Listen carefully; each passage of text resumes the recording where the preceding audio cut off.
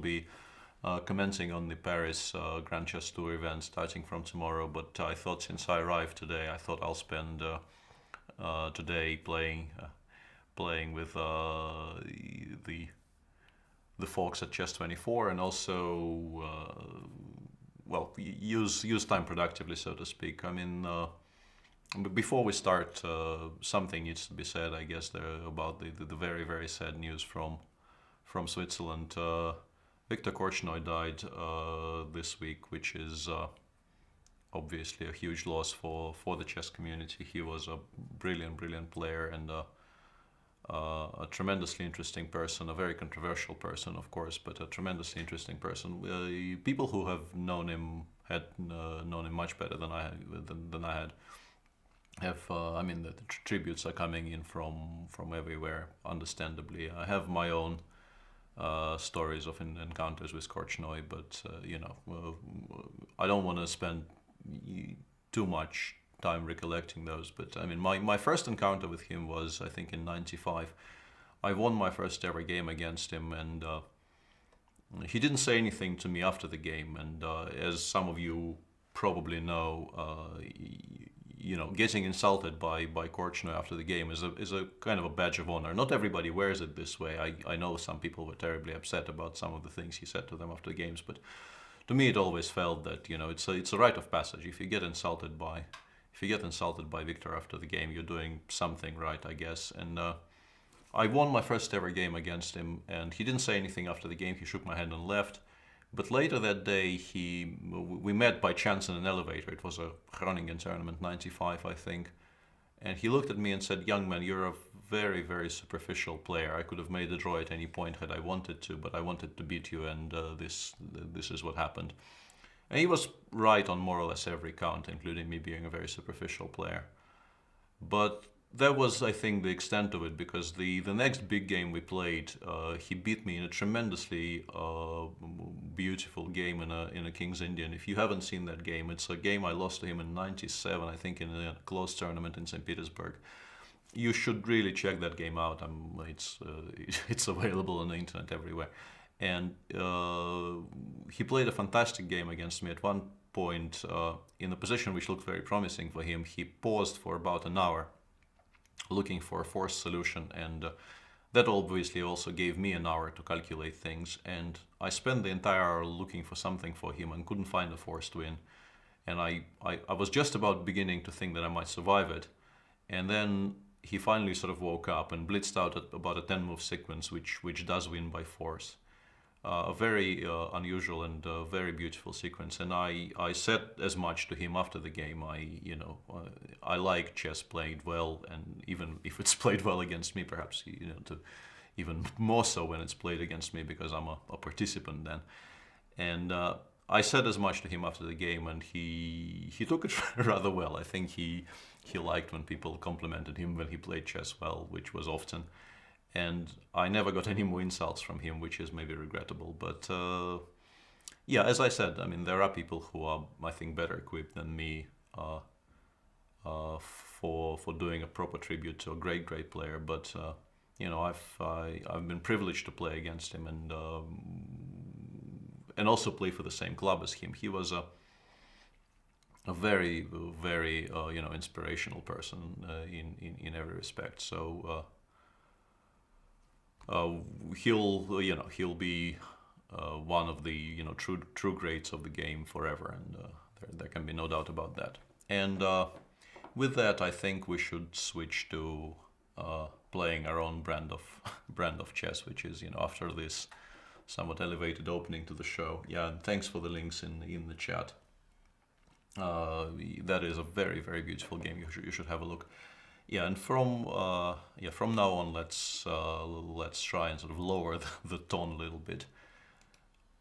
Let's see what we have in the challenges. I've been asked in chat if I will be playing the lower rated players today. I don't know. I will, as usual, I will start by playing probably people somewhat higher rated, and we'll see how it goes from there.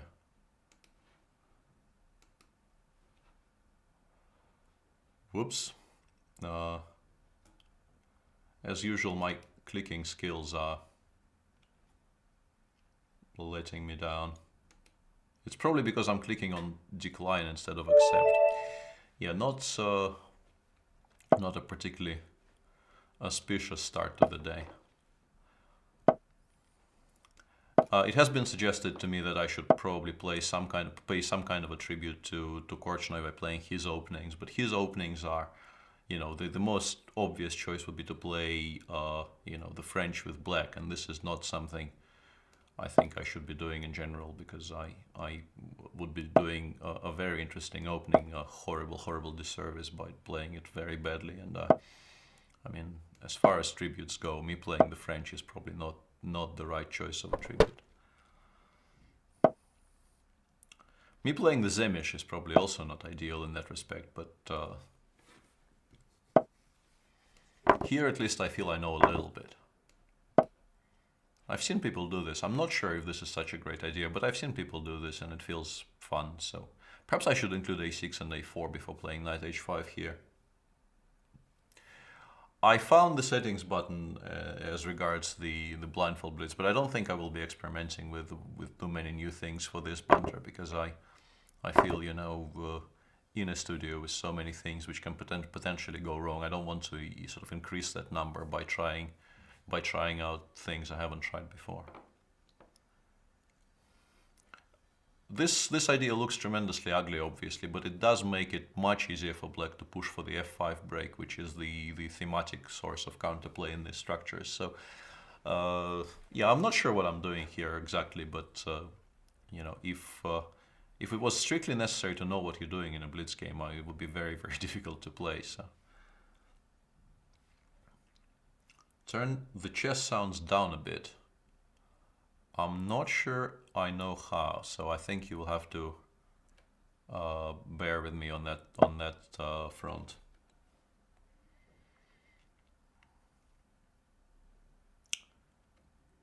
I hear no sounds at all. I mean, for me, everything is muted here, so I have no idea what to do with the chess sounds.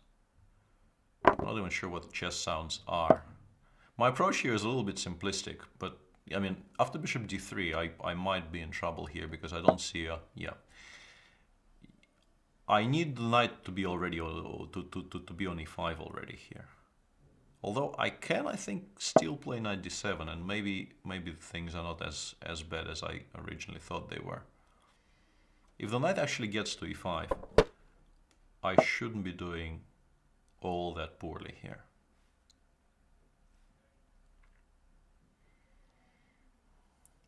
There's currently a very big positional threat of bishop takes e4. Yeah, I started counting there as yeah, and he actually handles this. This quiet move is actually quite important for him, because it covers the c4 square. The idea was to take on e4, and if bishop takes, knight c4 would be incredibly strong. But now knight c4 is no longer a move I can make, which is an issue. I'm kind of tempted to play h4 just on general grounds, but I need to have a reply to bishop g5, and I don't see one currently, so I'm slightly confused here.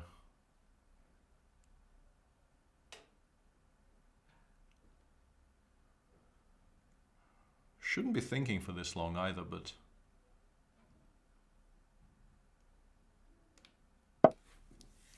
let's try and confuse my opponent. I don't really think this is such a brilliant move, but it has the advantage of posing fresh problems for my opponent. If he takes, I can play rook b8, followed up by a6, rook takes b2 perhaps. And if he goes b3, yeah, it's not clear what I've achieved. I've gained some space on the queen side, but it's not my immediate concern, to be honest. I think I should finally take this bishop. It's becoming a bit of a nuisance. And b4, I mean, it looks slow, but a5 and a4 will be a very decent source of counterplay for me later in the game if we end up playing some kind of an endgame. Also, I mean, very prosaically, it means that the pawn on b5 is no longer hanging, which is useful. One thing I should pay attention to is that I need to make sure the knight from e4 doesn't get all the way to e6. I'm fine with this change of structure. I think I should be, at least.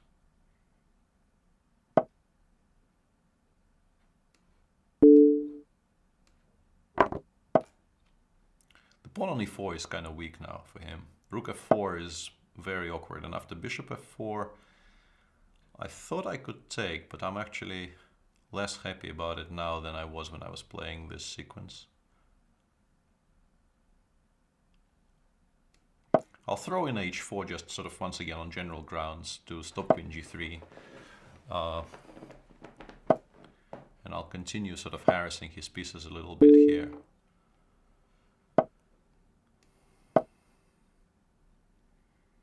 By driving the rook to e2, I made sure he goes g3 here and not rook f2, but not rook f1, I mean. But yeah, I'm not sure I'm doing this correctly, but the pawn on h3 should be kind of annoying for him here.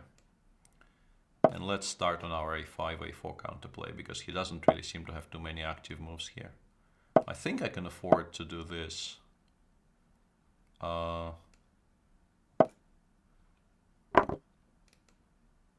think I'm getting carried away here, to be honest. Or maybe not. I wanted to play queen takes g4, but yeah, I think I managed to frighten my opponent a bit too much here. Although that was a mistake, I forgot about queen takes h3. I might still be doing quite well though, because without the f-file it will be difficult for him to control every square here. I think I'm winning here, but well, sort of winning. I can pick up a full piece. It will require technique though. I'm looking for something which would give mate, but I don't see it, so let's go for the piece.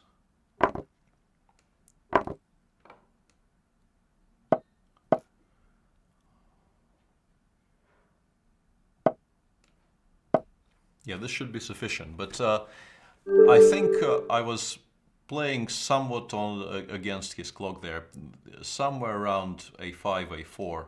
Although, I mean, my position looks nice, but if I want to break through, I probably need to do something on the queen side. It may have made sense to play h5 though, now that I look at this position in sort of a cold light of day. Stopping g3, g4 would have been a decent idea, because then he really is very, very pressed for any kind of active things to do. Alright, so that went reasonably okay. My first I really am not a classical Zemish player. Whenever I got the King's Indian Zemish as black in my King's Indian years, I would play the systems with knight c6 and a6. So I'm not a huge specialist on these structures, but I think this was not a horribly played game.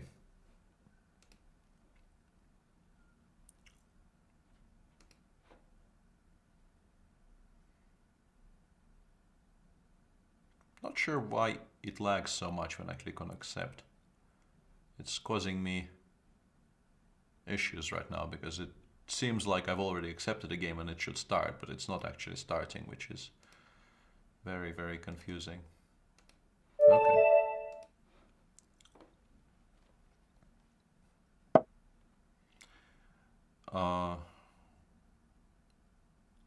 Let's try something else for a change. No, this is I've played too much Dutch in this Bantetons. Let's try something from this side.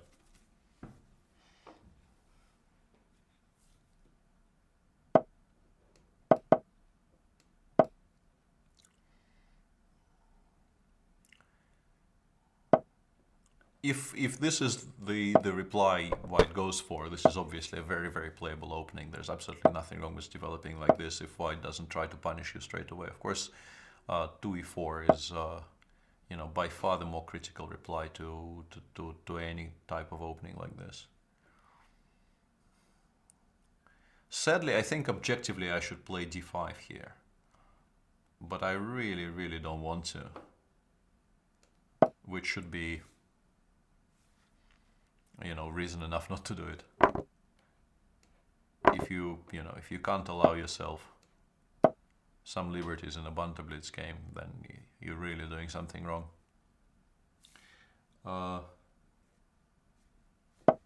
As I mentioned in chat before the Banter started, I generally like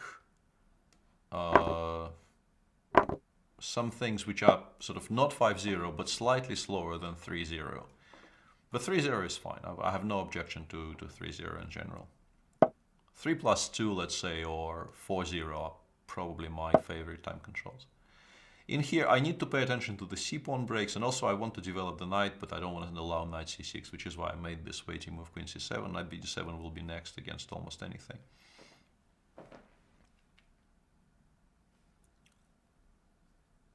Although if he goes bishop d2, there could be an argument made for playing knight e4 first to try and stop him from playing c3 or c4. But I think knight d7 is still fine.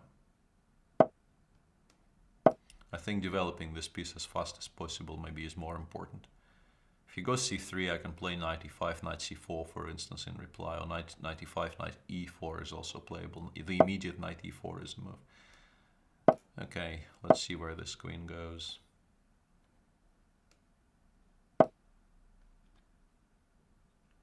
He should play bishop e1 here. I maybe should have done this in a slightly more precise fashion, because after bishop e1 he will play f3 next and start driving my stuff away. I think f3 first was more precise here than playing c3, because there's really no cause for giving me this trade. I need to pay attention to e3, e4 here though. I should be better, but perhaps not as much better as I originally thought. I can also just pick up the a5 pawn, which is not the most ambitious idea in the world, but still fine. If he goes e4, I can play bishop b6, and after rook fc1, yeah, if I go bishop b6 here, he will play knight g2 and he will win material back. So I should actually stop him from going knight g2. And I can do it by keeping the bishop on this diagonal and now playing something like queen b7. And I think this should be a stable enough setup. Okay, just sort of pay attention to not blunder. Rook takes c4.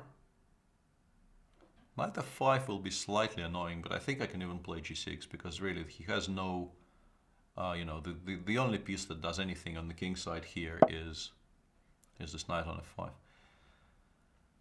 Actually, bringing this bishop all the way back to f8 seems reasonable here. Occupy this open file and then just play bishop f8 when he goes knight f5. With the bishop on f8, it will be very, very difficult for him to develop any kind of serious initiative on the king side, I think. These pieces still need to be driven back, of course, but there are no immediate threats. And he shouldn't have, this was way too compliant from my opponent. Actually leaving, you know, moving this knight away, I think, is a mistake here. He really did not have to do that. Bishop g7, he can actually play knight f5 back. I'm not sure he will. No, actually he cannot. So I should go bishop g7. The knight should have stayed on f5 and at least until I play king h8. Was very important. And here I think I just win material immediately, so the game is effectively over. But when I play g6, it's very important for him to make me work for his departure from f5. If he goes something like h4, if I play h5, he goes queen g3. He does actually have some compensation for the pawn, because his idea is to play b3, and then the rook on c2 will become very active and will start, you know, entering my position via c7. So the position wasn't actually that clear. But after knight g3, bishop g7, it's suddenly quite bad for white, because I have those threats of h5.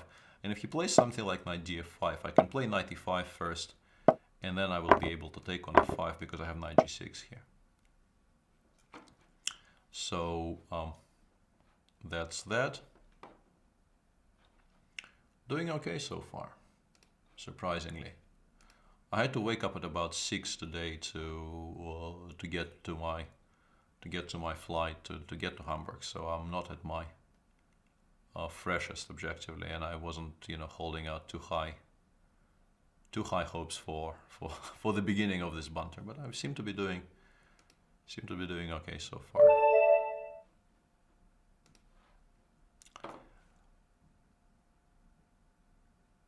What do I say about Grisha crushing Carlsen with a piece sacrifice in an ICC tournament? I have no idea what that game was. So we do get a French. People seem to be paying attention to me complaining about having to play the French. So I get more and more French players in these blitz sessions, which is fine and dandy.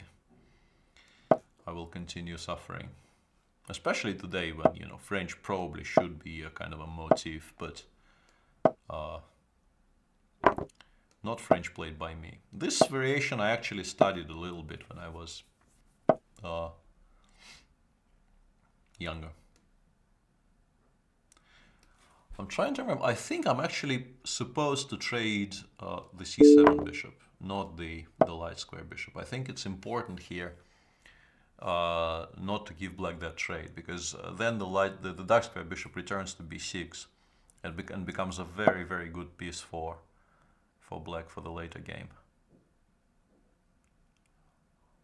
Yeah, I think I'm trying to remember what's going on here, but I definitely looked at this, but I don't remember anything at all. I'm not sure about this, for instance. Yeah, if he goes knight c6, I'm reasonably happy, but maybe I shouldn't be, but I am. Yeah, it's a very intricate variation, which is very, very easy to misplay for white, and I have a feeling I've already misplayed it to a degree. If I take on d4, he will play bishop b5, so maybe I should castle first. The weather in Hamburg is perfectly fine so far. Definitely better than it is in St. Petersburg, where it suddenly became very, well, not very cold, but much colder than you would expect in, you know, mid-June.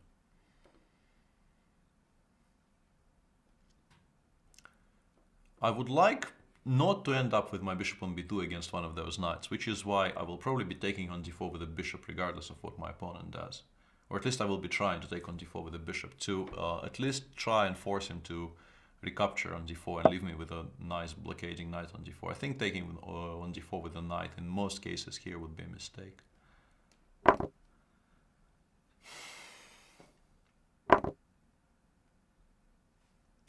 People sending me links in chat, I mean, I might be able to look at them later, but I definitely will not be able to check them out while I'm blitzing, so it's more for other members' benefits, I think, if you send actual links in chat. I'm not sure if I should be trying to keep those knights.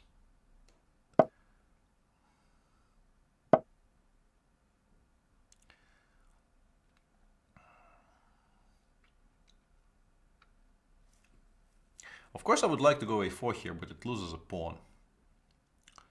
So that really isn't a very attractive option for me here.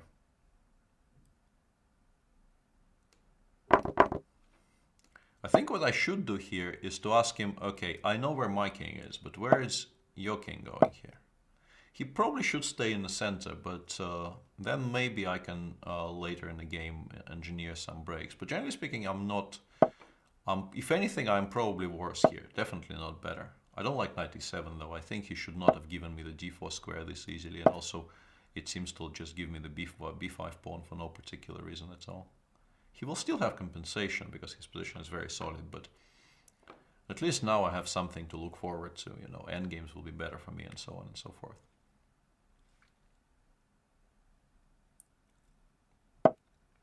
Yeah, I will be playing the Blitz in Kazakhstan. I mentioned that earlier, actually, in one of my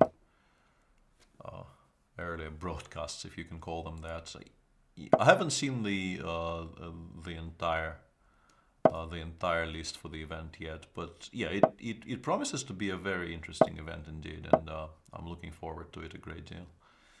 I'm not sure my previous, you know, few moves, more than one actually, were any good. To be honest, I think I'm misplaying it rather badly, but you know, I'm still a pawn up here. If he goes rook e4, I can trade the rook at least by playing rook e1. But, you know, despite being a pawn up here, I'm not entirely convinced I'm even better. Because his king on g8 is now much safer than mine. I will also lose on time, which I probably should address somehow.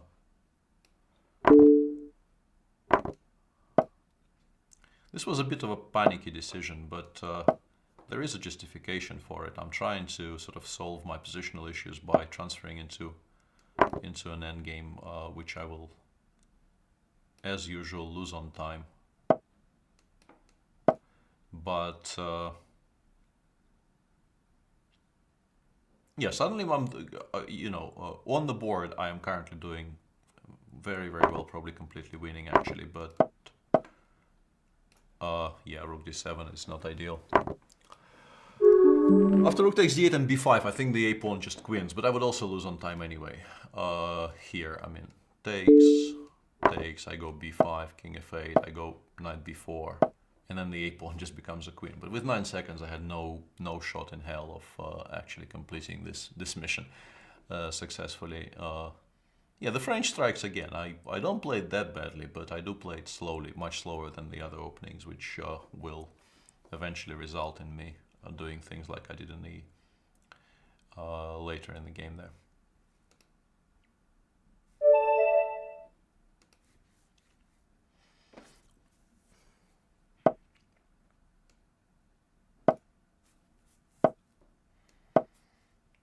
The usual obligatory Sicilian in the beginning of a banter, but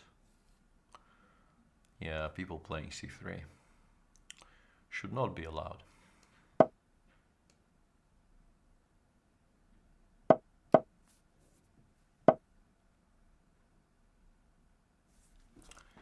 I tried, playing normal stuff against c3 here, but I get bored by the d6 systems.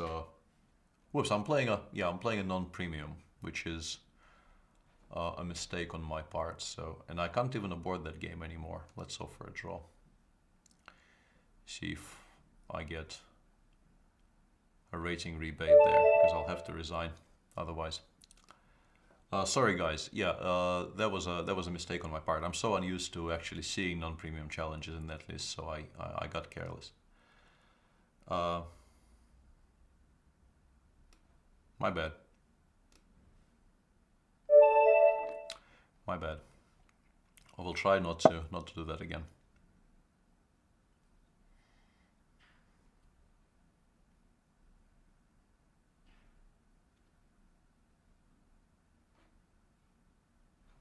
An Aussie. Aussie.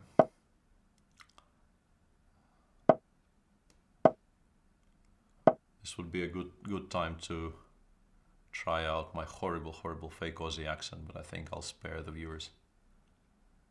Not sure what I'm supposed to do against h6. I think the answer is anything, but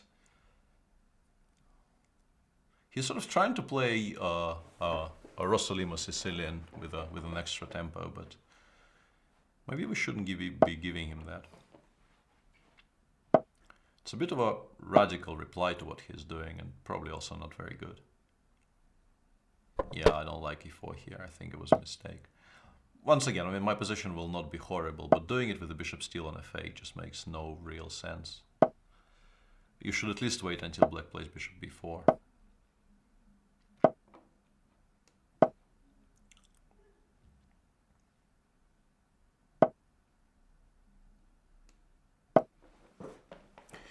It's still not a horrible position by any means, but you generally should not be doing this, of course. It's not how the English is supposed to be played. Bishop b3 is semi-playable. I think bishop b3 has to be played here.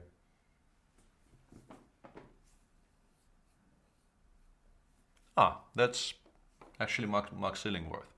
This makes my opening choices even worse.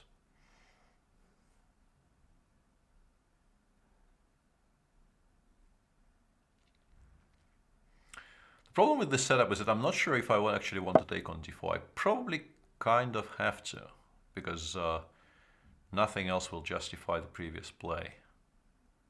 But then I'll have to make some incredibly ugly move like knight b1 back, which is truly not ideal. Let's wait for half a move. We're not castling queenside anyway, so let's get this out of the way. He should play b5 here, I think. Has a very pleasant position, obviously. Absolutely nothing wrong with his position at all. Can play a4, but it's very slow anyway.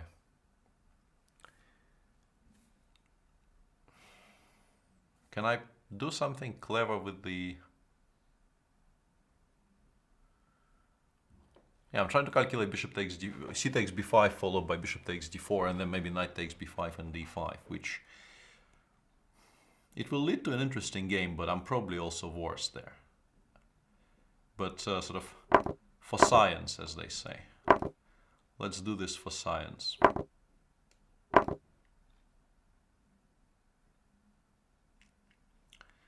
Let's do this for science.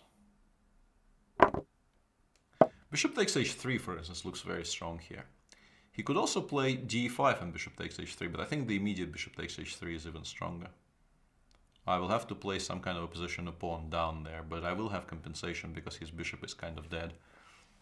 But d5, bishop a8, bishop h3, followed by simply, you know, playing for positional compensation and potential attacks on the king side, looks very, very promising here for black. One thing he shouldn't do is to play rook b8. Rook b8 would be a horrible choice here. More or less anything else I think is fine for black. Bishop h3 is good, but d5 is what I hate the most, as, you know, from the white side. Bishop d5, bishop takes h3, bishop... Yeah, I think this is also kind of good, but the other one was worrying me more, because here I actually get this... I can even take on g7. This I actually hadn't seen when I was playing this, but after bishop takes g2 I can take on g7, which I think is what my opponent has just realized. But then he has bishop f3. This will have to be evaluated properly. I might not actually want to do this. Bishop g2, fg. He can play bishop f3, sacrifice the exchange and try to give me mate on the king side. There's probably no mate there though. I'm also somewhat curious as to why he is still thinking, because it's not as if he has a really wide variety of options to choose from. He could try playing bishop g4 here, but I think it's very slow. If he's actually thinking about bishop g4, I'm kind of impressed, because it's not an obvious move to even consider. But I don't think it's good. I think he should take on g2.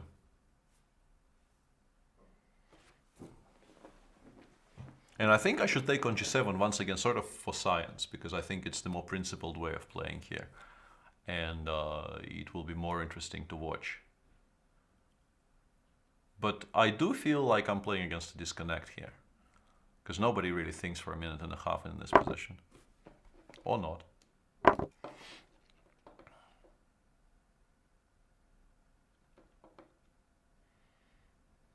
It did feel a little bit like, you know, this situation where after a while you get this message, your opponent left. But in this particular case, it seems like my opponent hasn't actually left. I think I'm in time here to unpin myself. Hopefully.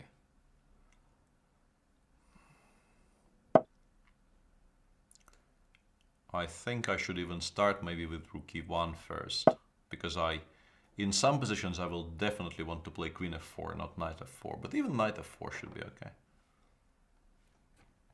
I'm a mad scientist today, not just any scientist.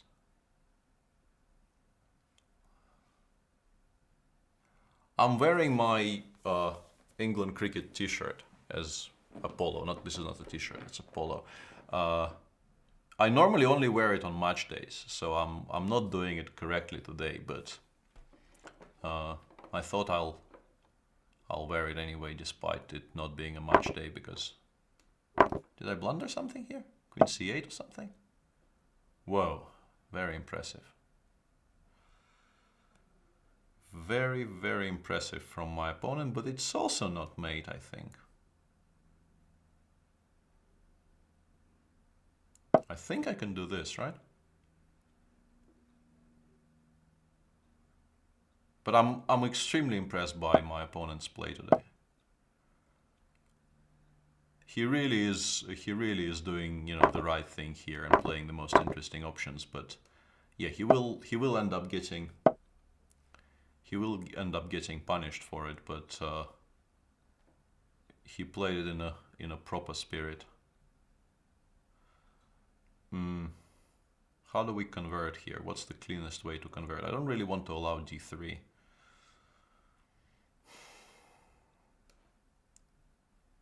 Kind of important not to blunder this rook, but I don't think I am blundering this rook. I think I can do this and go king g1 if he gives a check. Oh, forgot about d5 altogether.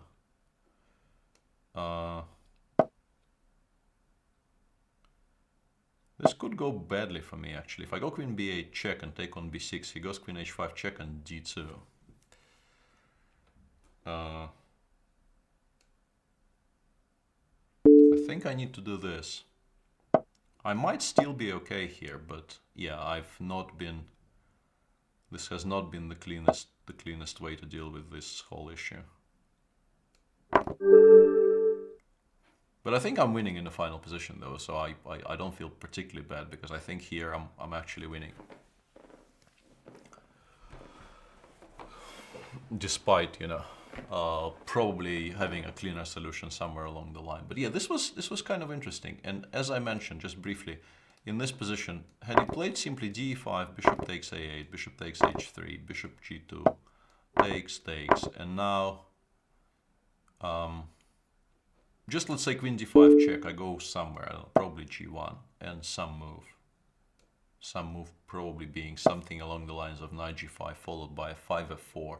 Or maybe even, no, e4 gives my, if he goes e4, at least I have the f4 square for my knight. So I think keeping the pawn on e5 is better here for black, because this knight on e2 really has only the square, the c1 square to look forward to. Black has tremendous compensation for the exchange here. I'm not sure if he is better or not, but he definitely is doing reasonably well. All right, so that was an interesting game. That was an interesting game. Let's play somebody somewhat lower rated for a change, because it feels like it's an issue with these bunters, that people feel that the under 2000 segment is underrepresented.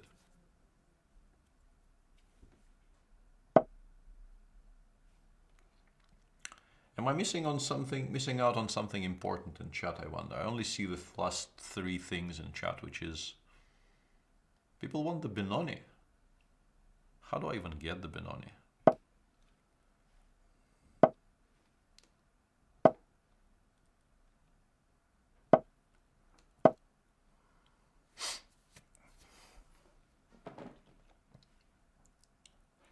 Let me scroll up briefly.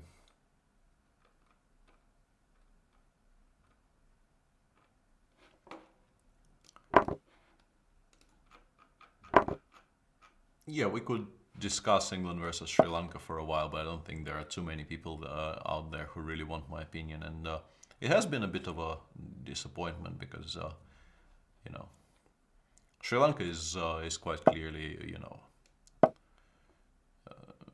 a side in transition right now, and the matches were not horribly competitive, although the second one was better than the first one, obviously.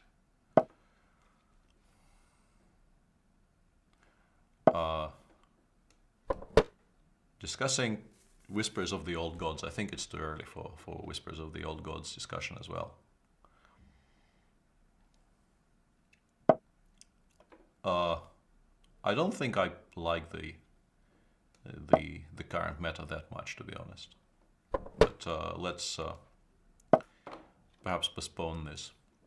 I should have gone bishop g4 straight away. a6 was actually a slight inaccuracy, because getting rid of this bishop as early as possible is, I think, very, very important for black in these structures. And I should not have given them a chance to play h3.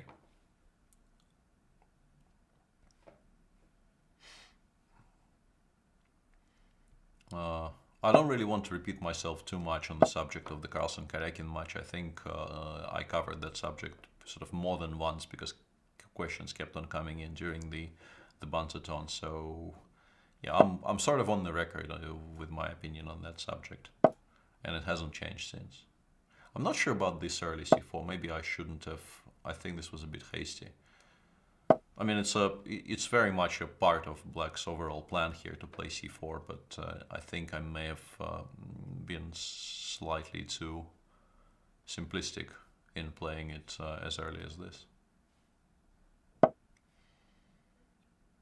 I think this has been the first season of Game of Thrones in a while which I'm watching sort of live, because I used to wait until the season runs and then watch them sort of in one sitting. But this season I thought, okay, I want to know what happens, so I'll start watching with and I've been watching it live, and I mean, I've heard very differing opinions on the season. I personally quite like it still, but people are somewhat unhappy with the general tone of the series, so to speak, and I think they're not entirely wrong. But the whole subject of how big is Martin's influence over this season, and whether the directors and the screenwriters are doing justice to his creation is a difficult one, and everyone is entitled to their opinion on that subject.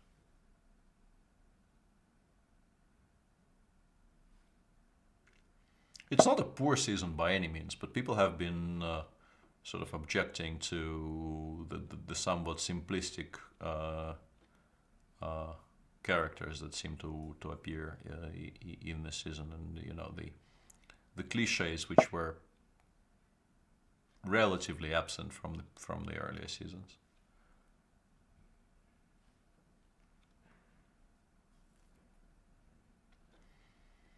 Has to play knight d1 here, and I will continue expanding. I will at some point have to force some kind of weakening on the queen side, but for now I can just continue grabbing space, because, I mean, the pawn on c4, had the bishop been on f1 and not b1, you would never ever consider playing before this early without preparing it properly. But with the bishop on b1, he can't really put any pressure on the one weak point in my structure, which is the c4 pawn. And I can play knight a4 next at some point. Well, maybe not next immediately, but at some point.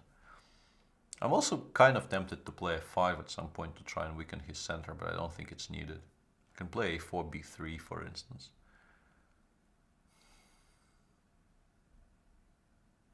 But making serious progress here is harder than I thought.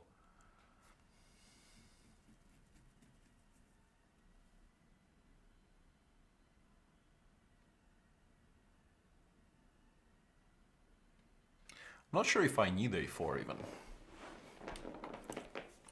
I like rook e2. Rook e2 is a very useful waiting move, overprotecting b2 and sort of saying, show me what you got there.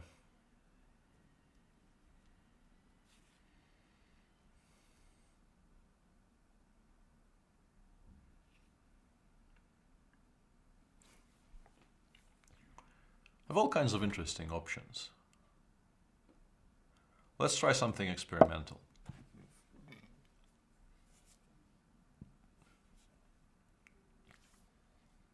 Trying to use, the slight imbalance that White has in his position currently, because he can't take on b6 because c1 is hanging.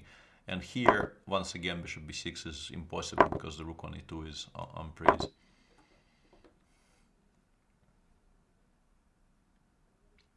If he goes rook d2, I even have a choice. I can play knight c4, knight takes b2, which was my original intention. But I can also go rook c2 straight away, which might be very good, actually.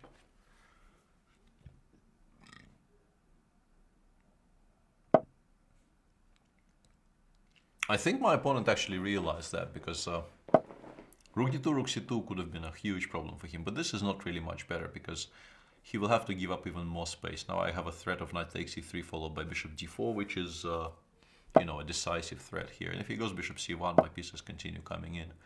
I'll play d2 next and pick up at least a full piece here.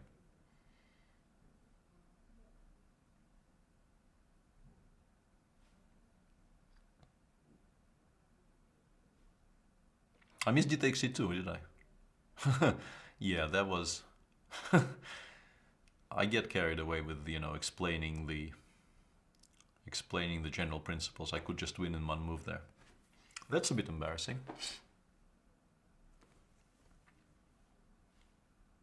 Yeah, of course it was working. Yeah, sorry, I just went blank there for a second.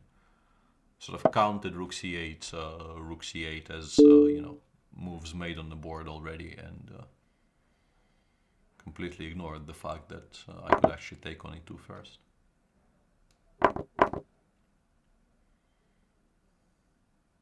Yeah, I think resigning would not really be out of place here.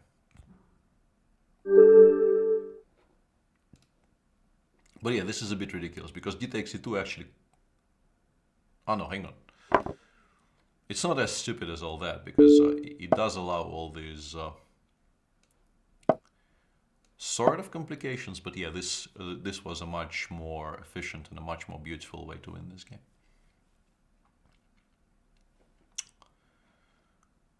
But at least now I realize why I kind of ignored it, because the rook is on e8, not f8. When I saw d2 mentioned in chat, I thought I didn't play this with the rook on f8, which would be completely inexcusable. But even with the rook on e8, as you are correctly pointing out, this kind of works. Hang on a second. Rook e8. I mean d2, rook e8, bishop f8. White can play knight f2 first, e1 queen, and bishop takes b6. I actually like my solution better because this position could turn out to be very, very unclear with my pieces on the king side as passive as that. So yeah, d2, I should have mentioned it exists, but if you look at this position, I think this is stronger. Because if he goes rook d2 here, I think rook c2 followed by either knight c4, or in case of b2, b3, I think bishop g4 could be a very strong move here. Although maybe white can just play bishop f4. So maybe this is not winning, but if it's not winning, then I have a backup plan of just doing this with a huge advantage. Because my A and B pawns are very threatening against the lone pawn on A2. All right, let's continue with our quest for world domination. What should I play against 1c4?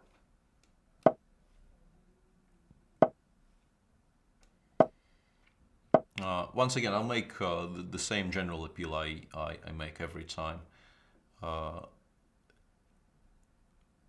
Sort of specifically asking for a game in chat should not improve your chances of getting a game. At least if I'm doing it right, because everybody wants a game who challenges me, I assume. So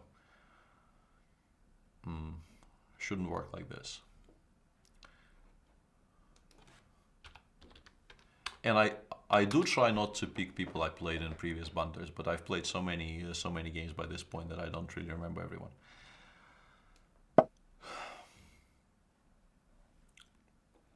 Couldn't really pick a system here, and I'll go with this because why not? But not hugely impressed by my choice, to be honest.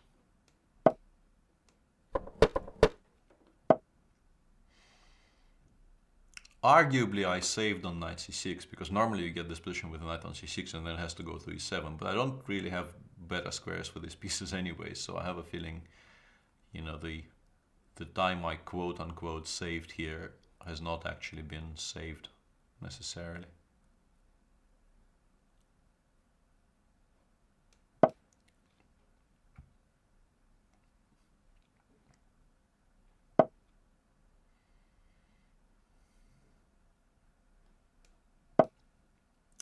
It's very regrettable to be playing knight c6 sort of into b5, but I don't think I will ever have a position in which I will like developing this knight to d7 anyway.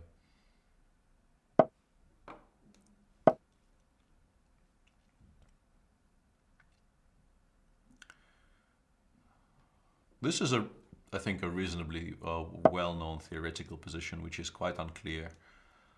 I looked at it a long time ago. It's very playable, but I think objectively has to be slightly better for white.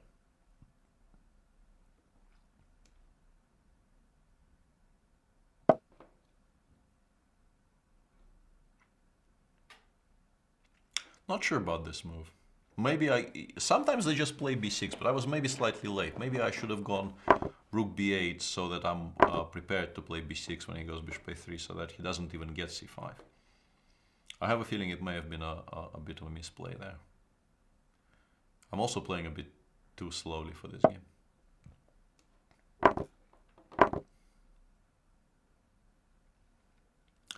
I would very much like to play d5 here, of course, but c6 ruins my queenside structure, so I will have to make a somewhat ugly move instead.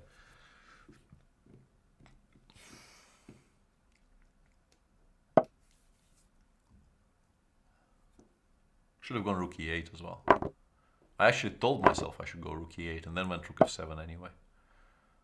Okay, this is a bit of an improvement for me. I'm still worse, but I think by playing knight c4 first, he could have gotten a position which was sort of even more unpleasant for me than this is. But even this is really unpleasant potentially for black, because he has a very simple plan of just doubling on the c file. Also a 5b6 could be a huge issue. I like this less actually of what my opponent is doing. I think not touching anything in the center at all and just crushing you on the queen side was a simpler and a more efficient way of doing things. Here I should get some counterplay on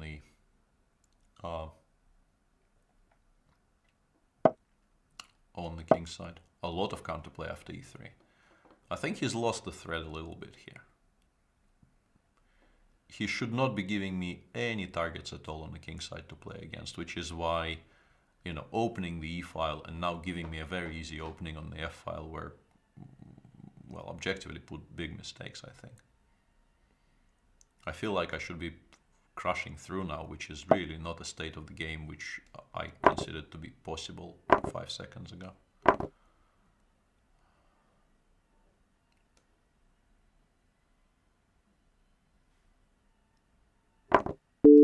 Knight d2 wins the queen, but I think this is mate, so I will not play knight d2.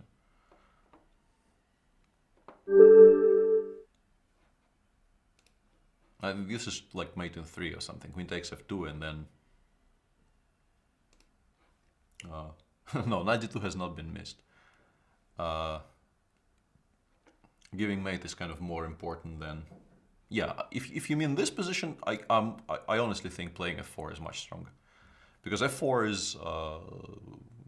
I couldn't really see any kind of decent reply for him. Maybe he should have played f3 here, but after f takes e3, I feel like I should be winning. No, knight d2, if I'm entirely honest, I didn't see it, but that was because, you know, I spent 1 second on f4 because I could see that f4 is incredibly strong here. Okay, let's see what we got in the list here.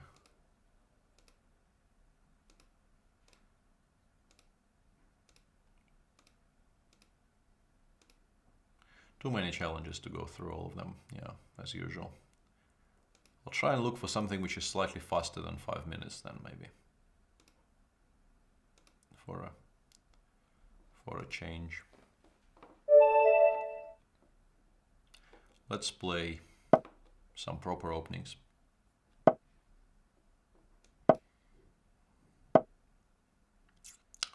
What should we do against the Alekhine?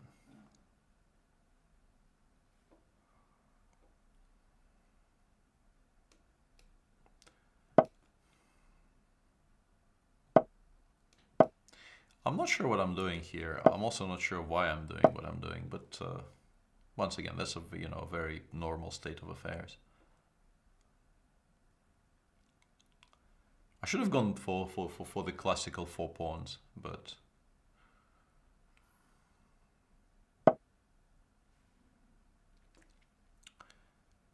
Bagirov's book on the Alekhine was one of my first ever books on chess theory, but I obviously don't remember a single thing from it.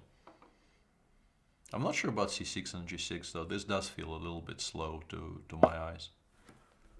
I think black should be sort of more decisive in challenging for the center in the true Alekhine spirit, although he probably isn't doing that badly here either. Takes and either b6 or d6 to finally do something about my center.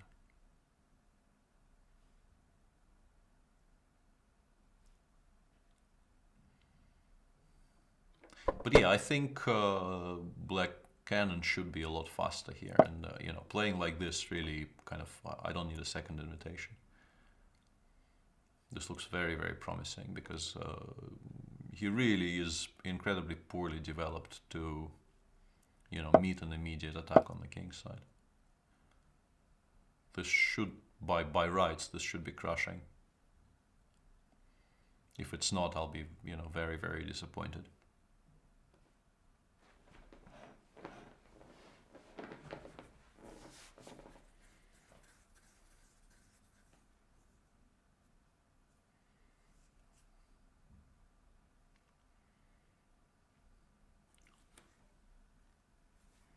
Trying to work out exactly how to convert from, no, bishop, I don't believe bishop g4 can be a move here. I think he should have sort of bitten the bullet and taken on e5 and made me show him the mate, so to speak.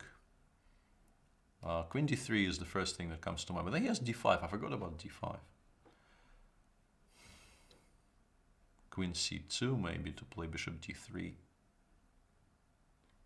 If he goes bishop f5, I win sort of half a tempo. Maybe it's not fast enough.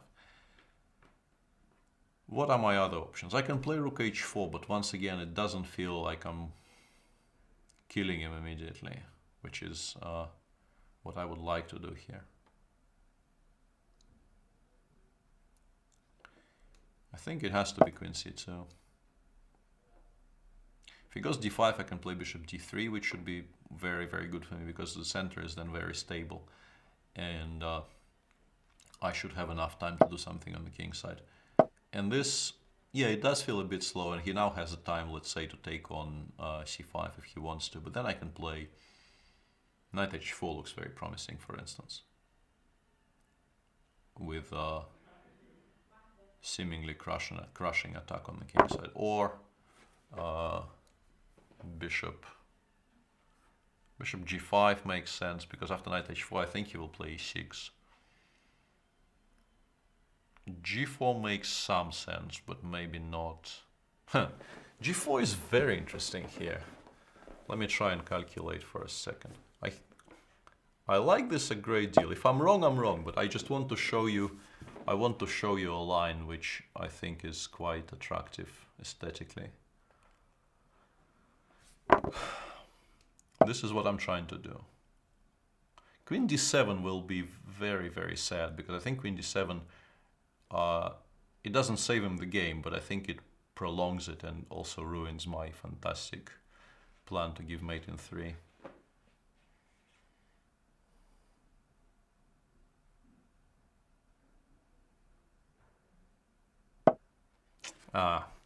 The plan was to play bishop f3, queen takes g6, bishop takes h1, bishop h6, and give mate. But hang on a second. Here I also have mate, I think, right? I also have mate here.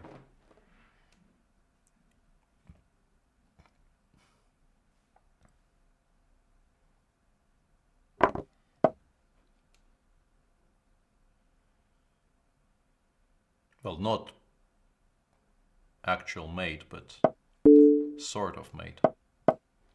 No, this, with a rook on e8, it probably is mate, actually. He should have gone further, but it probably was mate anyway.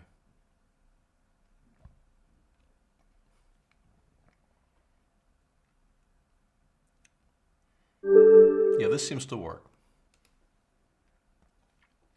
And the line I was talking about was takes, I take on g6, he takes on h1, and I go bishop h6 here, and seemingly queen takes g7. Next move is very strong. Queen g6 missed. You really think I missed this? Come on, people. Why are you being so disparaging? It's like, you know, chat little. Little missed. Little has not been missed in this game.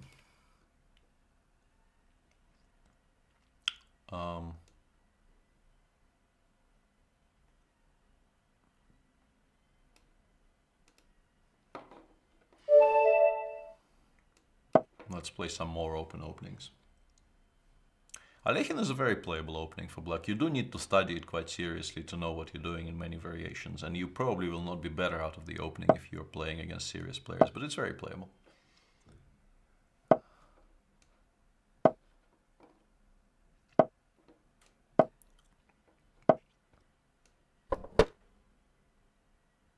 I almost never...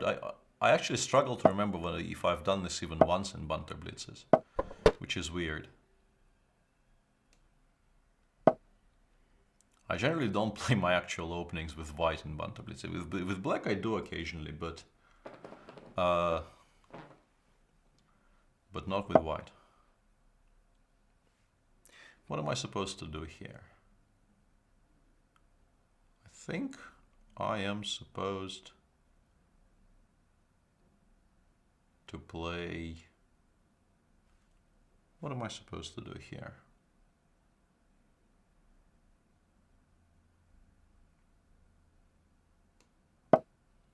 Not entirely sure.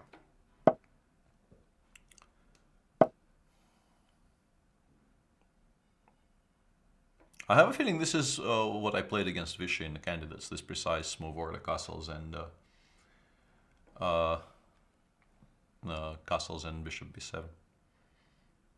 And Vichy did not play 10 c3 and played knight bd2 instead, but I have a feeling maybe c3 followed by knight a3 in some positions might not be entirely stupid. Maybe even playing it even slower than knight a3 first, but this also makes sense.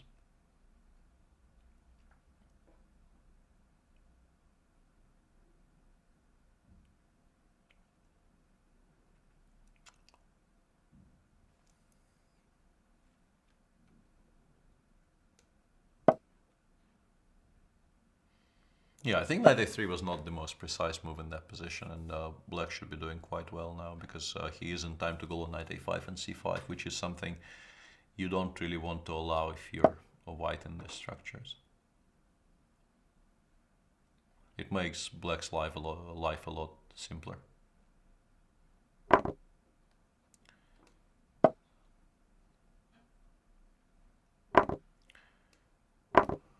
And we get some kind of a version of the fabled Tomaszewski variation, where black takes on a4 and then sort of hangs on to this pawn for dear life. And it's actually surprisingly difficult to deal with in many cases. And here I'm kind of lacking the correct pieces to go after this pawn. You know, if I have to play bishop... How ridiculous is this? If I actually go bishop a2, bishop b1 and bishop c2 here, what will he do? I think he should play a3 here, to be honest. But then maybe I can play something really weird like b3 or b4. b4 I don't like because he has a5. I mean, it looks utterly ridiculous, but if it does work for white, you know, structurally you are suddenly much, much better.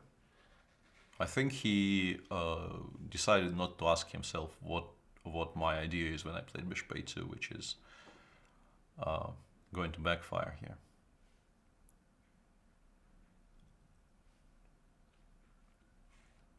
Well, I mean, I'm not at all sure about the result of the game, but I mean, I'm very satisfied with the results of the opening currently.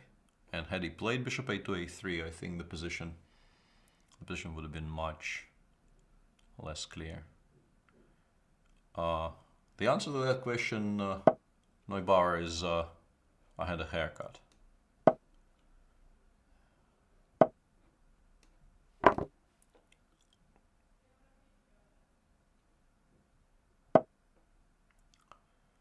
Bishop b5 is not ridiculous, but you know, my position is comfortable enough that I can maybe even play c4 and go for this structure, because yeah, I would prefer it on c3, but I don't think it's a huge deal. I think I'm better anyway. And I think I can take on a6 here.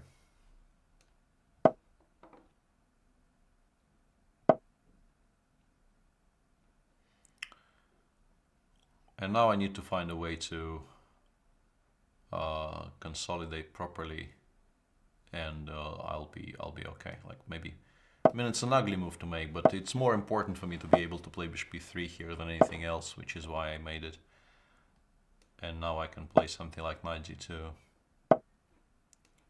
and just go into an endgame, and it should be a reasonably comfortable endgame. He does have some compensation though, because the knight is going to get rerouted back to d4, so I was a little bit, you know, blasé about the whole thing. I think here I might not have as much here as I would like.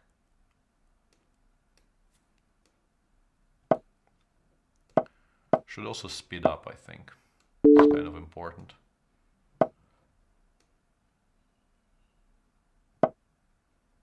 Whoops, sorry about that. I was also warned about scrolling.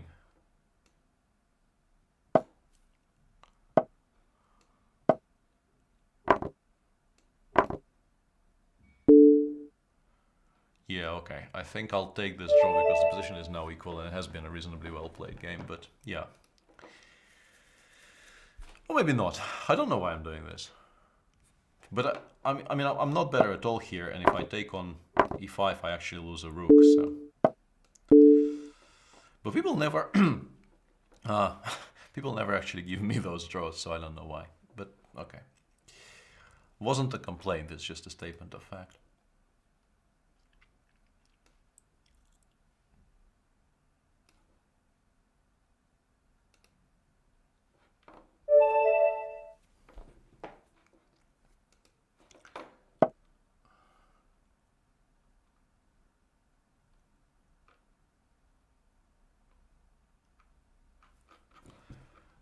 Oops, sorry about the constant scrolling. I should just stop touching that thing. The wheel is the wheel of overview of, yeah, that joke did not come out right. But yeah, I tried scrolling through the chat and then I returned to the game window and scrolled there as well, which I've been repeatedly told not to do.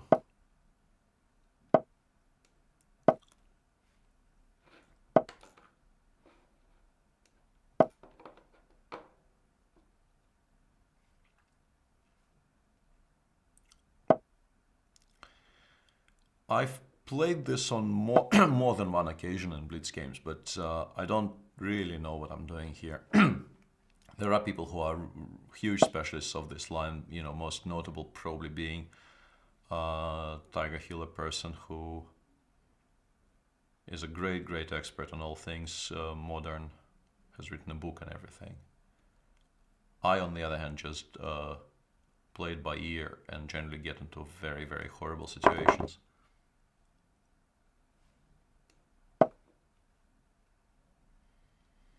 You need to pay attention to the e6 break here in every single position. Currently, if he plays e6, I take, he goes knight g5. I have knight f8, which is very important.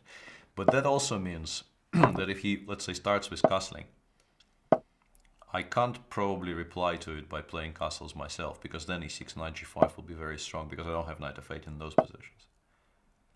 Here, though, it's not horrible. I mean, it's not nice to look at, but it's not objectively horrible, because these pieces actually do come out of the corner eventually. This reminds me a great deal of a game I played against Vishy Anand in my first ever Linares, actually. It was a very similar position. I maybe should have played a5, because as I realize now, I will not be able to take on d4 if he takes on b4 here. Because after queen e4, in the end of that variation, I will have my rook on a8 hanging and the piece on d4. Which is unfortunate. So I should have wasted a tempo on a5, but I wanted to, you know, it's kind of important in positions like this to play sort of as fast as possible and ask as many questions as possible from your opponent. So my choice was understandable from that point of view, but it was not probably a good move. And I still have, you know, very serious issues here, because if I play h6, which is something I would like to do to drive the knight away from g5, my knight on f5 will no longer have any moves. And after g4, I will not really be able to develop it anywhere at all. Which is annoying.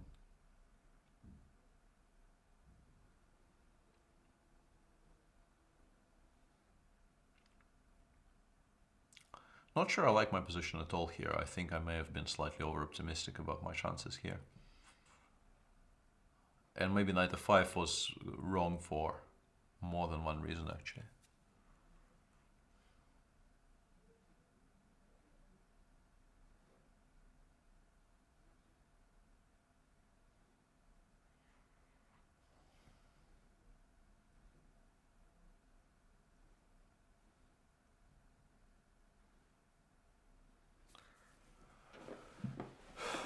I don't think you learn too much about chess by watching Banter Blitzes, although I think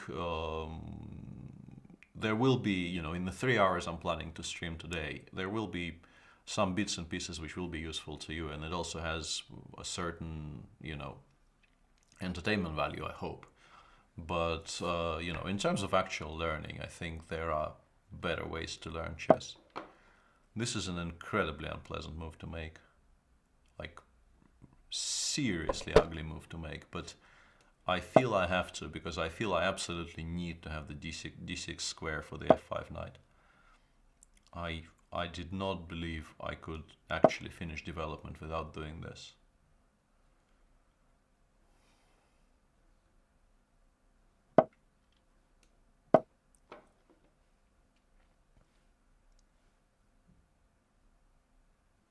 Yeah, d5 followed by 2 question marks. I understand your feelings, but the thing is, you will occasionally have to make moves which will, make your blood boil, so to speak. But at least look, this knight was on f5 and had no moves 3 seconds ago. Now it's on e4 and will have to be, it probably actually costs a rook here. White would not at all be against, playing rook f4, rook takes e4 in many cases in this position. I'm not saying I'm necessarily doing well here, but the position is quite unclear now, I feel. Queen c6 followed by king d7, because I think the king will be safer on d7 than it will be on c8. So I want to develop it in the center, connect the rooks. And my knight on e4 will now be, my source of counterplay and, my one pride and joy in this position. This is Peter's best shot at playing the French for us. Good point. Good point, well made. I actually think I should go knight g5 here. I was extolling the virtues of having a knight on e4, and by playing knight g5 I give him a trade after which my knight will be hard pressed to return to e4. I forgot about queen. Queen d3 is not a problem for me. Queen e3 would have been a huge problem, I feel. This is less of an issue because I actually kind of actively want him to take on g6, because this will give me a lot of counterplay on the king side. Queen e3 would have been a much bigger issue. I forgot about that move altogether.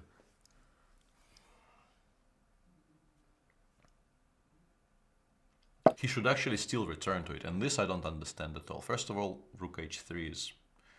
I think something has gone badly wrong for my opponent. You never ever leave the f2 square with the... I mean, it's a huge mistake. Even if rook h3 did not exist, just, letting my knight back into e4 is, as you can see, is a disaster. Suddenly I dominate the entire board. I was probably much worse after bishop g5, knight g5, and now I'm completely winning, which is, it really should not have happened. Really spoiled for choice here. I can do almost whatever I want, whatever I please in a position like this.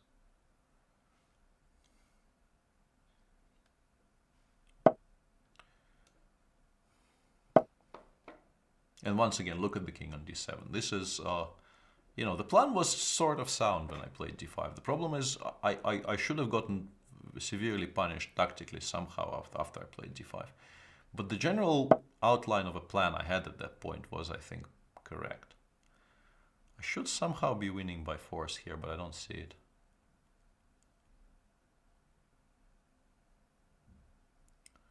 Should also probably start playing faster, arguably.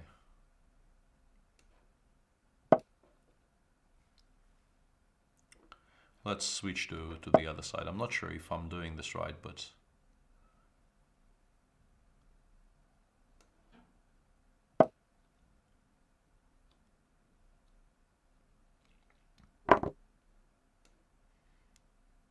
There should be mate now, right? Feels like there should be mate somehow. It's weird that I don't see it.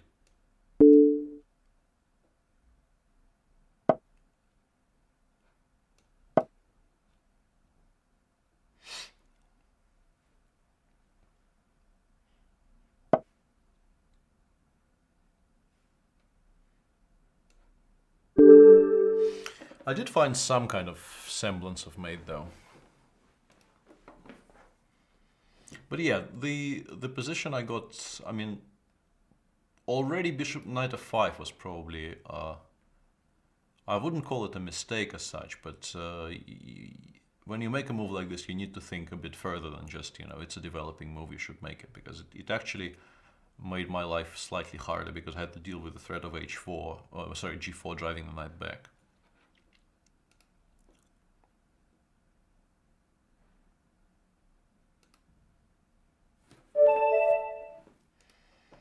Haven't played d4 yet as well today.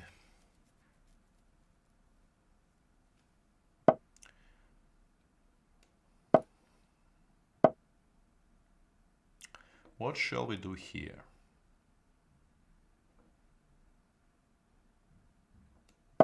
Let's play the Catalan. Or at least try to play the Catalan.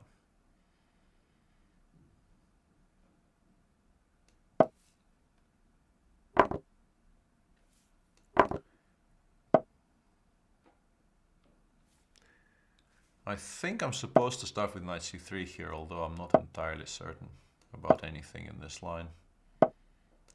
And you know, as far as Benonis go, this is probably the best Benoni of all for black. The one with g3 knight f3. At least in my understanding, this is supposed to be, you know, probably the most comfortable of all the Benonis available to black. There's also like a ton of theory here, obviously.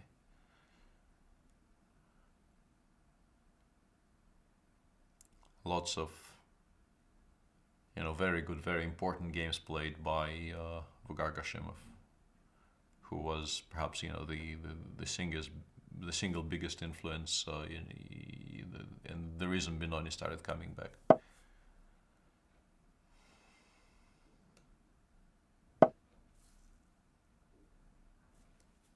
Yeah, bishop f6 knight g7 was the plan, but as Max correctly says, you do that and then you ask yourself, do you have any further moves, sir? Will you actually be able to develop, a trap?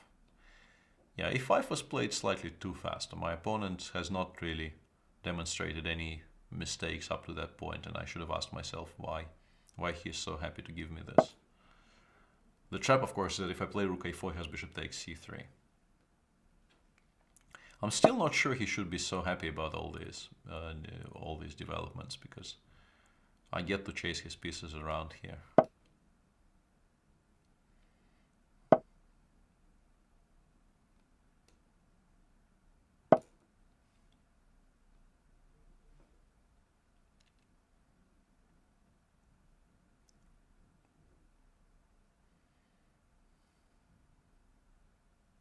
After queen takes d5, my plan is just to play rook takes c4, and then I have a lot of initiative in the center. I think having played queen before, he probably should have followed up differently, because c4 just gives me too much freedom, and this is just not good at all. Now I'm a pawn up 4. Well, not very much. It would be the correct way to describe it. What? This doesn't work at all, sadly. Sacre bleu.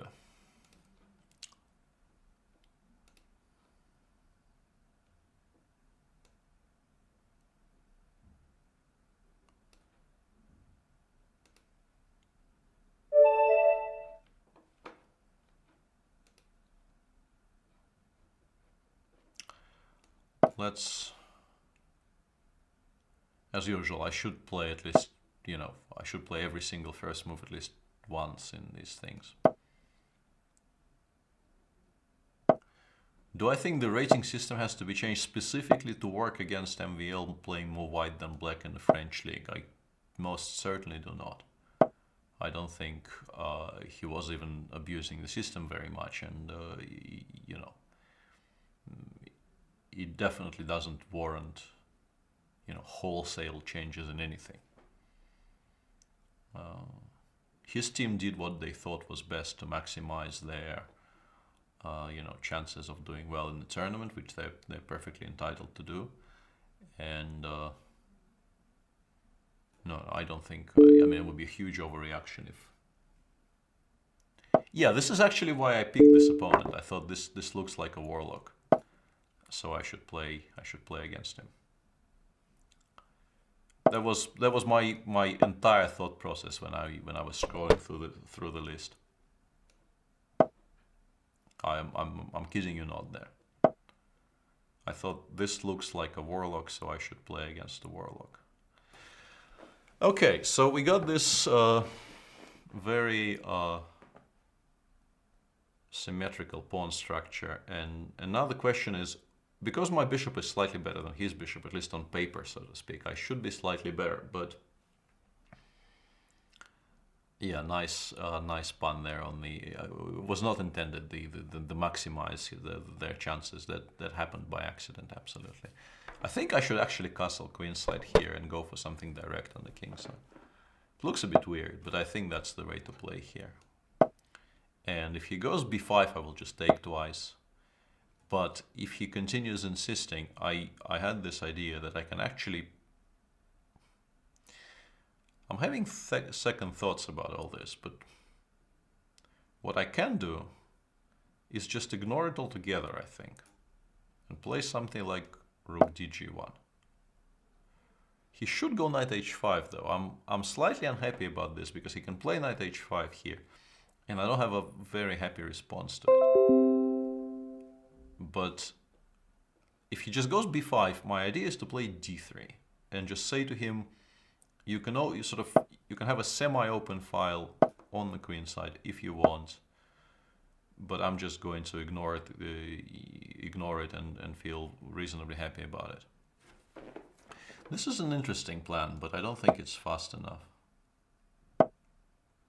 g5 though was a huge mistake. The moment I let go of the mouse, I realized this was a horrible, horrible move, but what can you do? Yeah, that was really, really poor. Because I should have played, you know, before you play g5, you need to play h4, h5 here. g5 was a huge lemon. And now I'm much worse.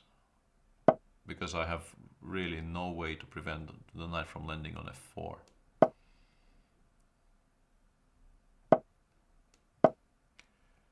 I will have to continue sort of doing what I was doing previously and hoping, but yeah, it's not a... Yeah, it's just very, very bad now.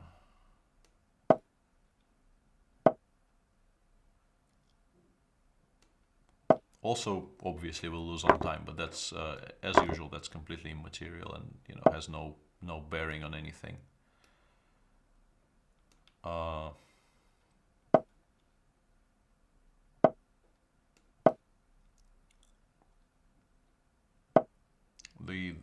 The big issue with this game was when I played g4, which was completely inexcusable from a positional standpoint. My position now is actually sort of semi-tolerable, but yeah, I will lose on time.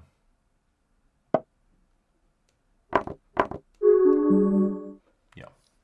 So too much talking, too little playing, and also, you know, this position is unclear, and this position is bad, close to lost, I think, strategically for white. If I just play something like, let's say, h4, knight e6, and maybe even simply h5, it's a very interesting, complicated position which we can discuss. But g5, knight h5, I managed, you know, in one move, I managed to do two things. Completely kill off my own play on the king side, just kill it stone dead, there's no more play. And also create additional squares for his knights to occupy. Was a bit of a brain fade. I mean, there is an argument for, if we return to the ELO question, which is an interesting question to discuss objectively. It's just that when it's connected specifically to what Clichy was doing in the French teams, I think it's ridiculous. Of course, mathematically, White is a very, very slight favorite, and you could make an argument for this being somehow addressed in the scoring system or in the ELO system. Probably not in the scoring system, but in the system of counting rating, perhaps. But the argument should not be at all connected with with the one tournament we just finished in France. And the two things are completely unconnected to each other.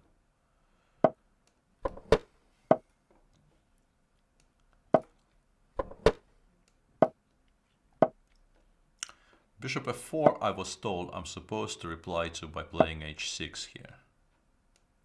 Because it's important to have queen d2 g5 if White decides to play queen d2. At some point this has been explained to me by somebody, I can't exactly remember who. Not sure what queen d3 is though. I will adjust my play accordingly. That is, pretend it didn't happen. And now I actually realize what the point is. Now he can play d5 and I have no comfortable reply to it. And actually bishop d7 actively spoiled my position because now I cannot meet d5 with e5 because d takes e6 will win a piece. Yeah, bishop d7 was a very poor reply to an interesting move. My opponent decides not to punish me immediately though, which will at least give me time to do this, which should be, I mean, I wouldn't say in my favor as such, but at least I managed to deal with some of the issues my position had. And of course, create other issues. Queen takes c4 I didn't consider very seriously, but it's a good move. I like it. I somehow automatically assumed he will recapture with a pawn. I don't know why.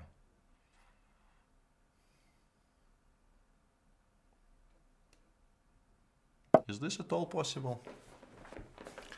I'm not sure. I wanted to play a3 bishop e6, but on second thought it doesn't seem to be working out for me tactically after d5. No matter how much I would like it to work out for me tactically. It comes close, but it doesn't actually work. So this constitutes a little bit of a bluff. Because if he plays a3, I will probably have to play. I don't even have, decent backup options, if we are entirely honest with ourselves here.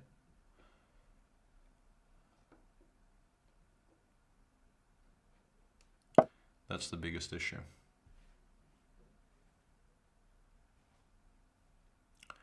That's the biggest issue, is that I can't really back down anymore.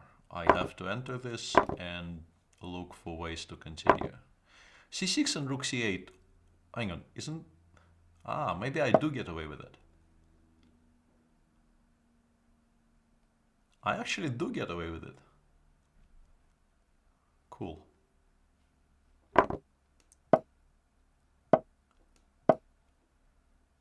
I'm not gonna win this game, but at least I'm not gonna lose it, which is, I think, all things considered, is a bit of an achievement. All right, so not a very exciting game to watch, but at least I'm happy I managed to justify my knight b4 shot. What do I think about Hungarian players? Hungarian players are very strong, and Richard Rapport potentially is a very, very exciting player for many years to come. When he matures somewhat and stops playing, openings just for the sake of playing weird openings. He's a tremendously gifted player, obviously.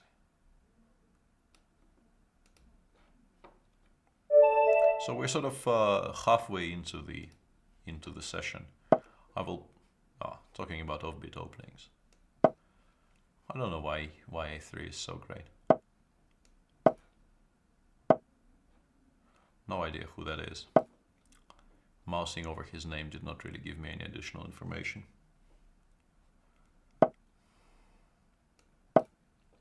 What am I doing? 1a3 is kind of specifically aimed at this. He could have just taken on c5 here. That was ridiculous. He could have just taken on c5. It would have been a healthy extra pawn for him. I don't know why he didn't. It's really weird.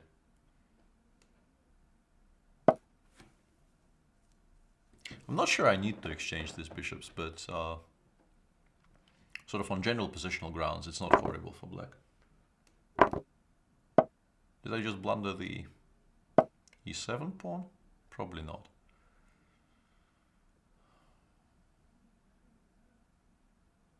But I will have to make a slightly awkward move after something like knight c3. I will probably have to play something a little bit ugly like rook e8 or e6, because I do need to address the fact that this pawn is hanging. I don't like c3 though, I think it's a bit too timid.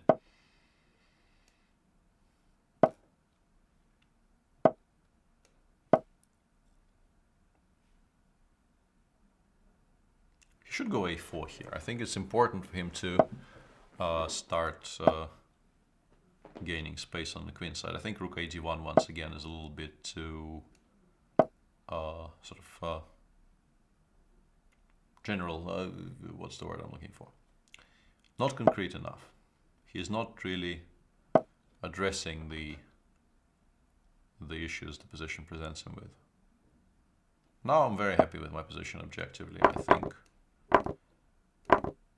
this endgame is actually, I think, somewhat better for black already, because the knight on d5 is a very, very beautiful piece.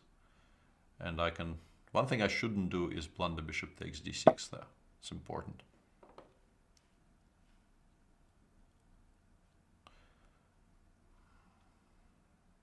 And now I can play for queenside breaks when the bishop on h2 is very, very much out of place here, and I can start pushing on the queen side. I can also continue asking him questions about this knight on d2, because, you know, it will probably need to look for a new home. f5 comes close to winning material here, but it doesn't actually. But I think I will still play it just for sort of for positional consideration, because it locks down the king side. And yeah, if he needs to play g3, it's obviously a correct choice. Now I will bring the bishop over to f6 to secure the e7 pawn, and now we will start addressing the queen side finally. Rook a b8 is a good start, I think. I can't play b4 at the moment because he will play c4, but I can play knight b6. I need to do something about the threat of g5. So let's do something about the threat of g5. This makes my position slightly awkward for the time being, but he also locked down the king side forever by playing g5. I don't think he should have. I think it's a bit too simplistic.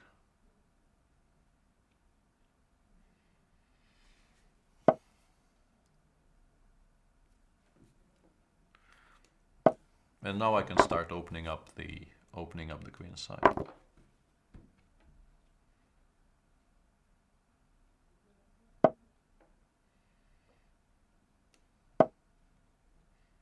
It also works tactically because he left his f4 pawn unprotected, but even without that tactical detail, my position was very, very good already.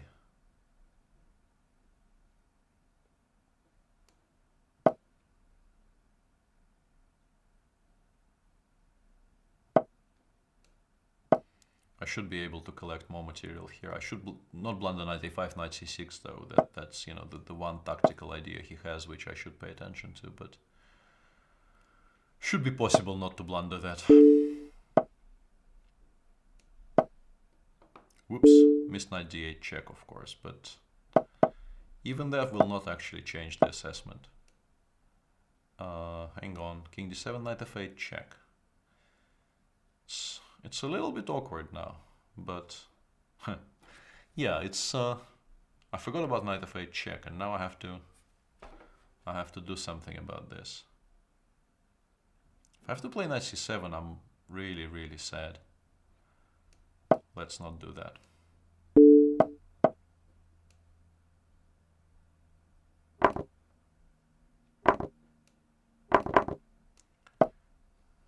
I'm not sure I'm doing this right, actually. Not at all. Because I will lose the h7 pawn here, and it will become a little bit unclear. But it's probably still winning for me, I think.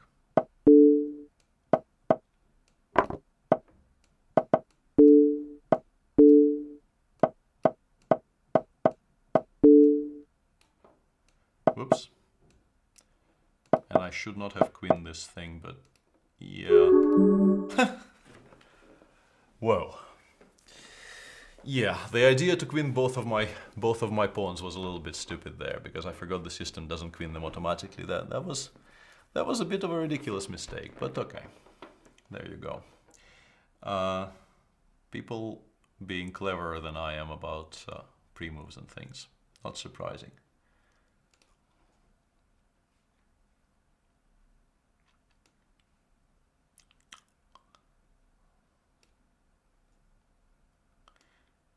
Yeah.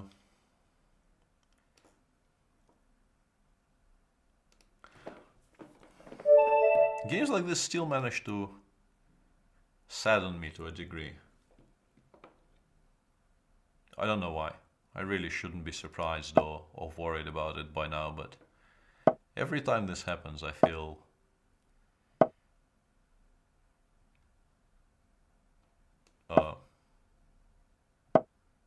less than happy. More French.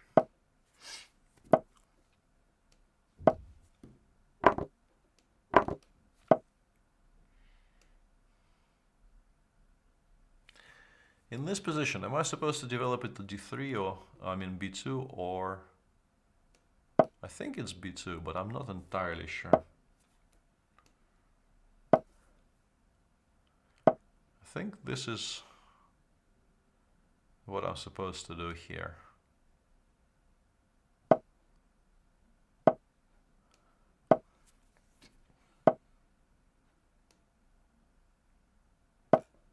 But yeah, I'm not a huge specialist on the theory of the advanced French. I wanted to say anymore, but I never really was a huge specialist on the theory of this variation. I got a playable position, but so did my opponent, obviously. The knight on c4 is a very nice piece. I did manage to trade off the bishop on d7, which, you know, it's considered to be a bad bishop, but it's a very important piece for black here. And, you know, I will play something like castles, rook a2, rook c2, and then, you know, look for plans, but I have to lose this game in honor of Korchnoi. I actually, you know, I'm a reasonably highly likely to lose this game even without the occasion, because, you know, French has never been an easy opening for me to play, and in this format maybe in particular, but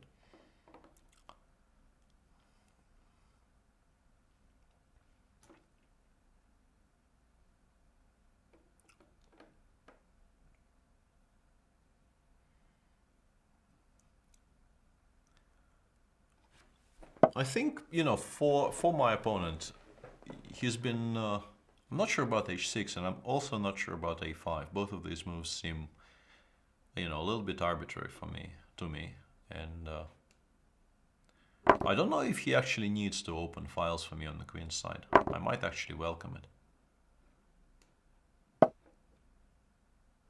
Not sure about rook b1 either. Now, all the knight moves he can play will threaten the a3 pawn. I think this probably wasn't accurate.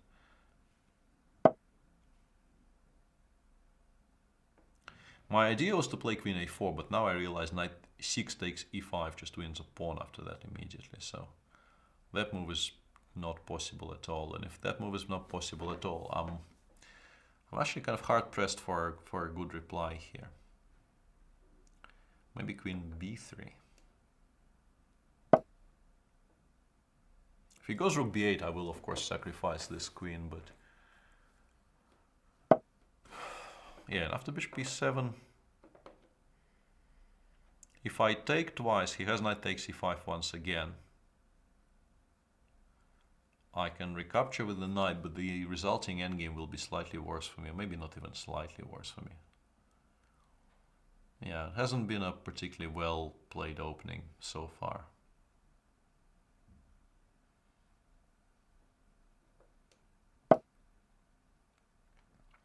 If he castles, I can take twice.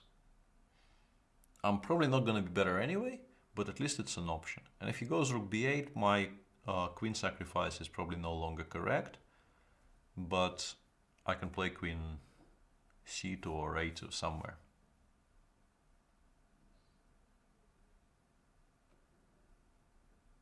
Although his position is perfectly comfortable after that, as I realize. Let's check. If I take twice, he goes bishop d8, he castles next move. Yeah, that's not very nice. So I should be doing this. When he takes on b1, you could make an argument for actually recapturing with the... that's a curious choice. Because now I can actually win a pawn. Once again, I'm probably not better, but I'm at least a pawn up, which should be, you know, a comfort for me.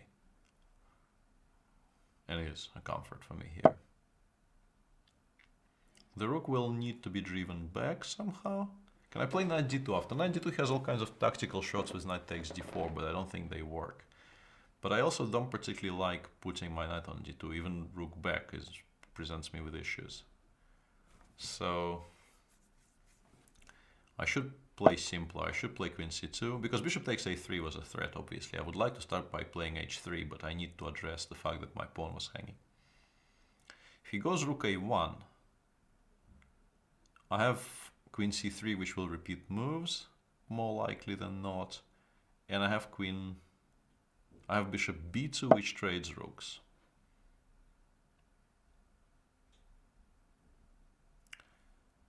The thing about this position is that if I play h3, which is a move I would like to make on many grounds, he goes queen d5, and he is, you know, very dominant in the center. So I will start by queen e4. And if he goes rook b3, I think I will play h4 and we'll try to sharpen the position a little bit. Yeah, even going for endgames like this is actually quite reasonable for black. So he has tremendous play against my queen side here. Whoops. This was probably a little bit too slow from my opponent, but even this is quite playable. He did allow me to consolidate, so now I'm, you know, I shouldn't be worse, but I'm still not entirely certain I'm better, objectively. I am now, though. Allowing me this passed pawn in the center was not a great idea. This blunders a piece. I wanted to play rook a5, but then he would have had rook b2 check and rook d2, which would have been a huge issue.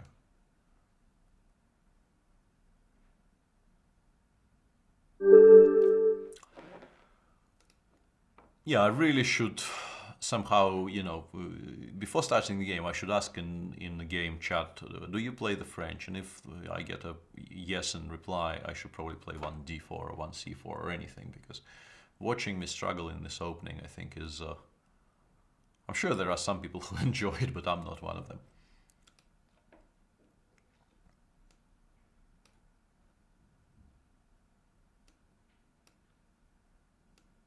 Looking for names I've never seen before in the list of challenges. It's not that easy. I've played lots and lots of people over the, let's say, easy, yeah. Yeah, I see I'm being challenged by Mr. French for the win, which is is definitely a sign. I also seem to be getting an inordinate amount of wide games. Let's spice it up a little bit.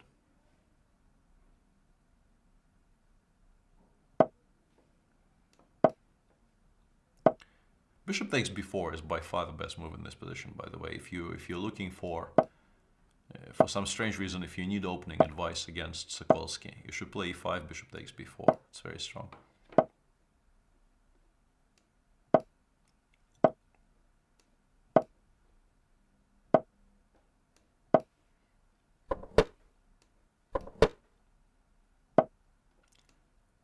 And if you do it this way, well, what white gets is just a very, very comfortable English with a pawn already on. I'm not sure why he's taken with the king.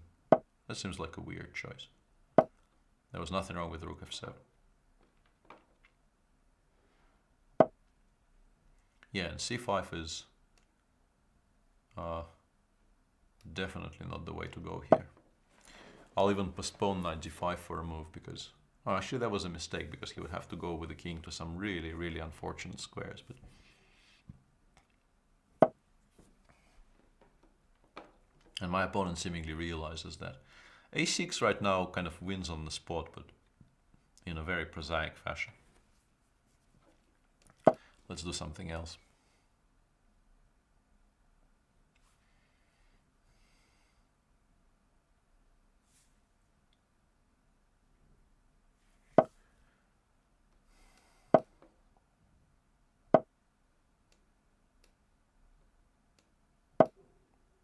I think I will end up winning some material here, which is very sad because I was sort of really hoping to play for mate instead.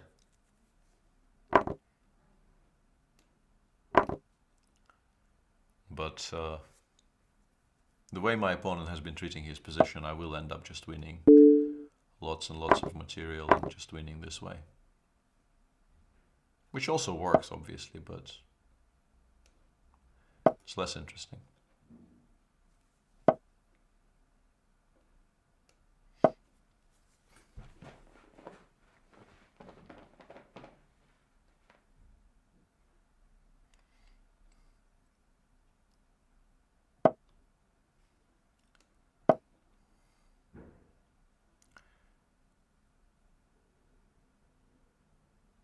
Neubauer, you could actually play me by going premium. You do realize that, right? It's an idea which you could explore. And yes, I understand that, you know, the benefits of playing me are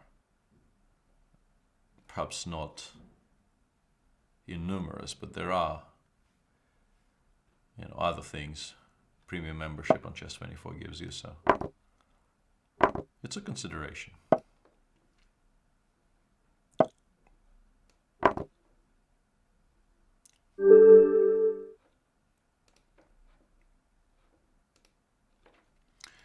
How do I get a black game? I've been playing white for a while.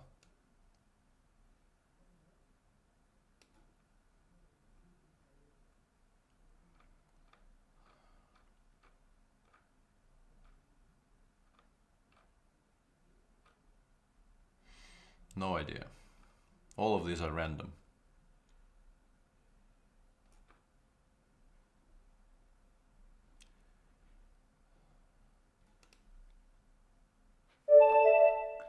Yeah, that's the correct spirit, random guy. Benefits, what benefits? You play chess for the pure pleasure you get of by soul crushing some folks, right? Ah, the Mora. Not a premium member, right? How did I do that again? I keep on doing this to myself. Sorry about that.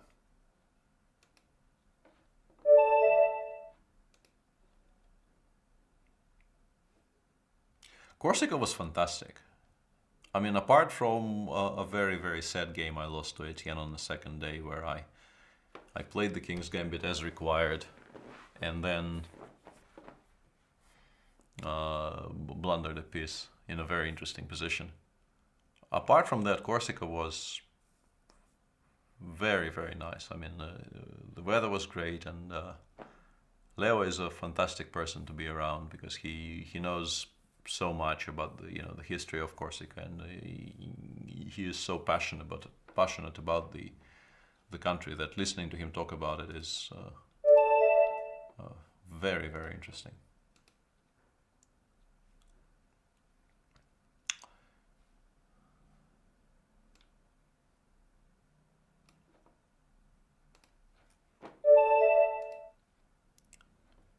What's with all those challenges from non-premium members today? People preying on the fact that I'm old and infirm and can't really even see icons on the screen. What should I do against c4, c5?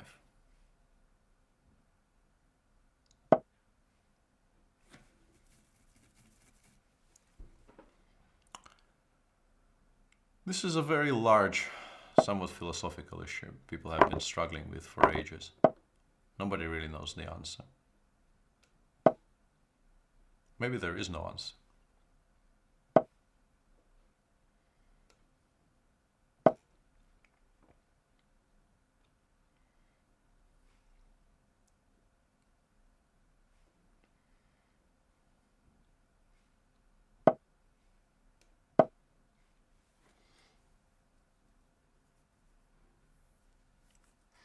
Yeah, I'm playing a match against MVL in Biel-Bienne in August. Will be a very difficult challenge for me. Obviously, I start as an underdog. MVL has been playing tremendous chess recently. He's close to 2800, and Biel is also more or less his home turf. But I still feel it will be an exciting challenge for me. He could have taken on c5. It wasn't any kind of a trap here. He could have taken on c5. It was just a positional sacrifice because I get a lot of compensation there because of the weakness of his dark squares. Now we get a very similar position, only the material is equal, so I should be much, much better here.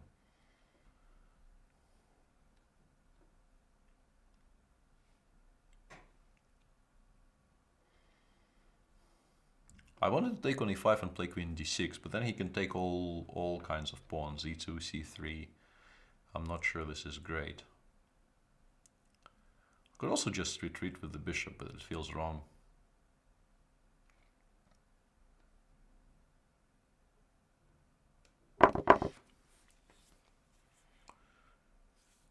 Queen d6 is a move, queen d4 is a move. Could also go e4, f4, and e5.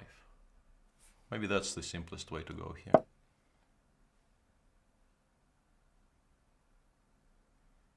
Just expand in the center, gain more and more space. f4 currently is a huge threat. He needs to go knight f6, and I can maybe even do this. I understand it might not be the most exciting move in the position, but I think it's quite efficient.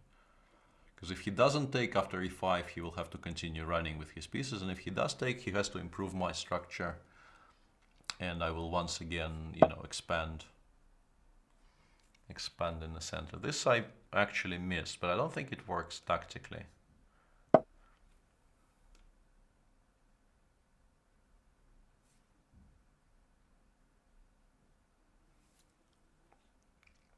Because if he goes knight g4, he probably just now realized, I go h3, knight takes e5, g4, and I think I win this knight because he runs out of squares.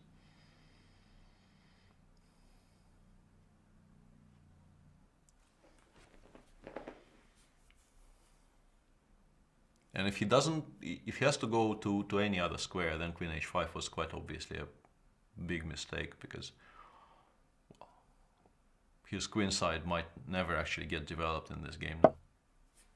Did I miss something there?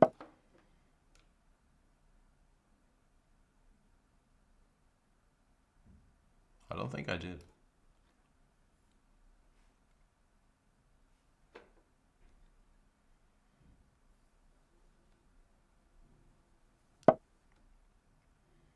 Yeah, he's not gonna like his position here.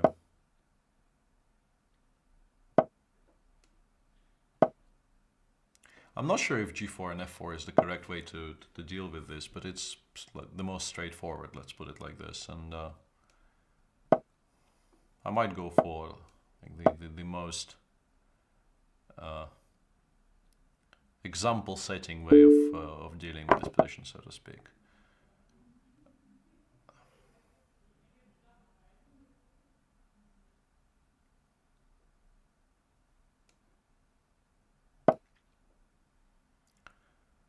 b6, I want to play c6 or maybe rook fb1 first, but I think c6 is good enough.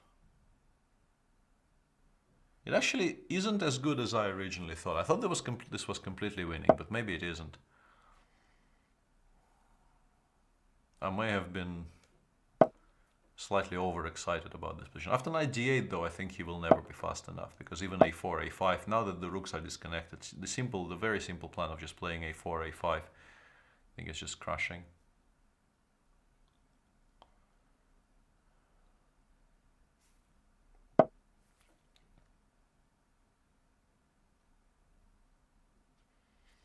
I might start with c takes b6 here, but I mean, everything is great, but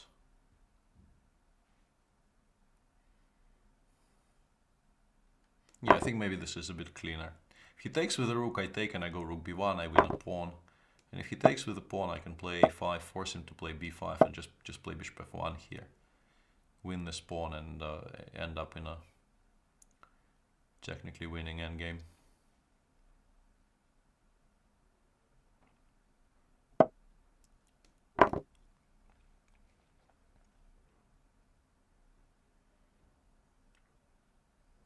There are still some tactical issues to be resolved, although not after this move.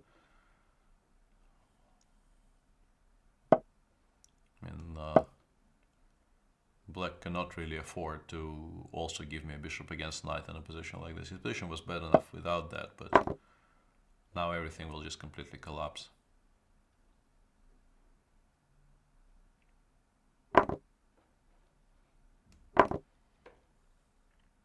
Don't really need, you know, intermediate moves of any kind. I'm totally winning as is.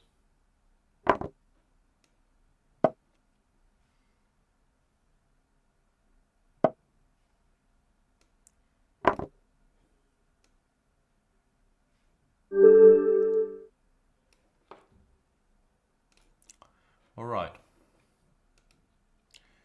Scabby was apparently either listening to Red Hot Chili Peppers or at an actual concert of Red Hot Chili Peppers. I'm not entirely sure, because if you were listening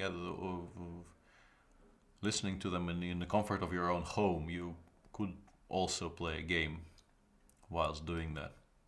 I don't see any contradiction, but I do appreciate that the Peppers are probably more important than any single chess game in this format anyone can play. What haven't we played yet? d6, bishop f4. I used to play d6 very, very seriously when I was younger, and I've not seen this before, not once. I'm very confused. I don't know what this is.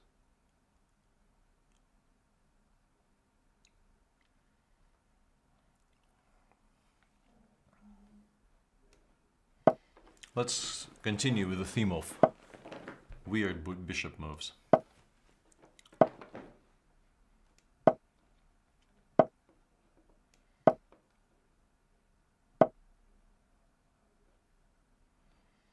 Queen d2. I'm not sure what that is either.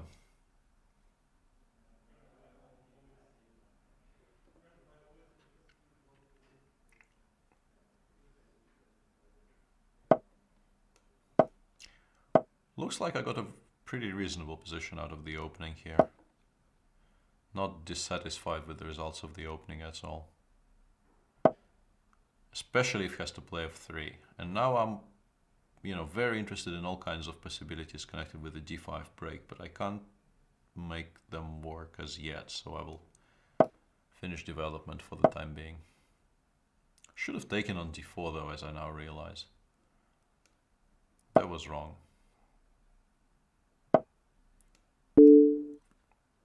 Just king d1 is quite decent here. The white center is so healthy. He should not, I feel quite strongly he should not have given me this this bishop trade, because it improves my position a great deal.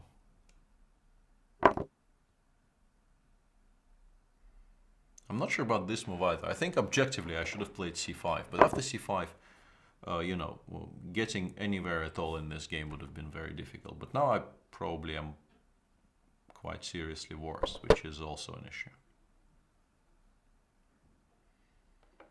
He needs probably to play g4 right now, but it's a very typical move in this structure, so I feel like, you know, it's not a difficult move to make. If he allows f5, the game becomes much, much more interesting, for me at least.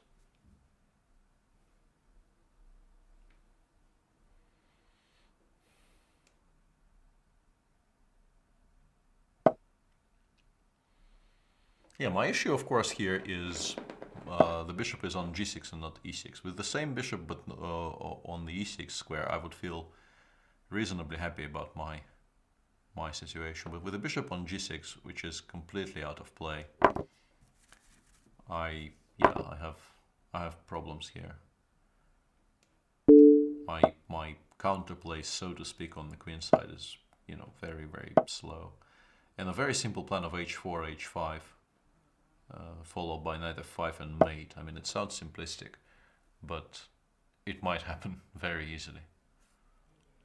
I need about 3 tempi here with my opponent doing nothing at all to suddenly feel happier. Like I need, you know, to play f6 and then bishop e8 and bishop d7, and in that time I need my opponent to pass, more or less. Which, you know, should not be very likely, normally speaking. I also should start playing faster, as I realize. I glanced at the clock right now and realized that I should start playing faster. I'm not sure about this trade. He probably is still doing quite well because the pawn on b4 is a weakness, but on positional grounds, I think this was not advisable. I still cannot really do what I want to do because of knight f5 there. I want to play bishop e8 here, but after knight f5 my position is very awkward. But maybe I can deal with this somehow. Knight f5, I can play rook d8.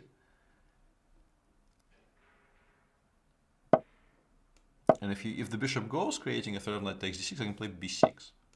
Yeah, that was my plan. I can play b6, and now I can play, whoops, knight comes to c4. I need to deal with this issue. Probably g6, king e7 has to be played now, which is sad, but what can you do? And now, whoops, b5, knight takes d6, as I now realize. Yeah, I keep on missing stuff here.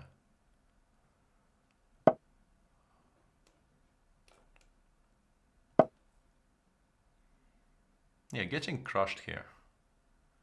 Max has played this game very well, and also I will once again lose on time. But I also very much like the way Max played this game from a certain moment on.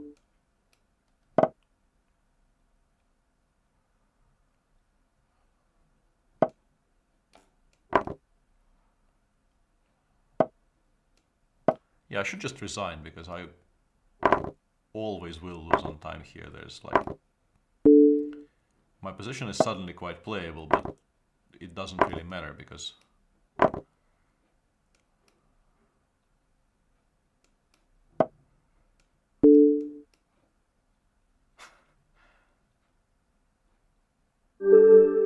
whoa, that's sudden. And that actually, I mean, I appreciate it, Max, but you played that game well and you kind of deserve to win it. So sorry about the mess that happened in Time Scramble there. Yeah, I think here it's very important for me not to allow d5. I don't know what I was thinking about when I went bishop b7. It's just the difference is huge here if I play this, for instance, and the position I got in the game. Because if I do this, I will have the d5 ideas in every single position. White has, you know, lots of holes on the king side for me to play against. I have various types of counterplay here. Yes, the bishop on g6 is an ugly piece, but I have something to offset it, and after bishop b7, d5, it's much harder for me to do anything at all because the structure is so set in stone. And the bishop on g6, as you've seen, it's a piece you struggle to include in the game for a very long time. Yeah, you played really well, and I appreciate you resigning when you were suddenly 3 pieces down, but you played a very nice game up to a point.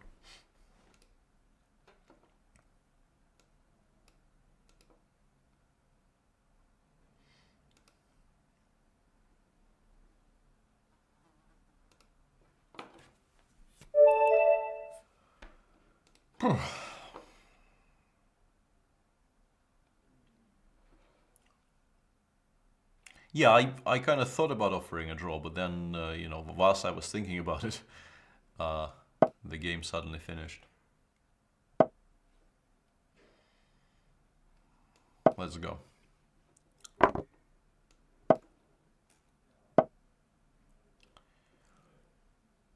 Yeah, I used to know something about this, but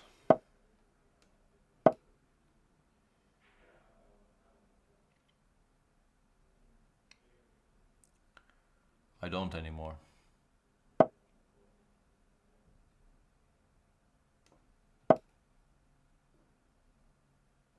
I think maybe I have to play d4 first. I think this is very inaccurate, because now black will be in time to castle. I'm not sure about bishop h6 though, because now I have this tactical shot and I'm suddenly doing very well, I feel. I think bishop g7 was stronger.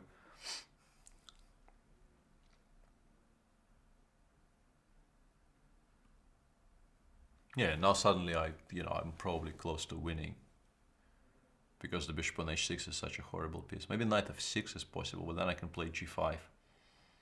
Ef rook e8 would maybe make it very tricky for me, but I don't have to play e5 takes f6.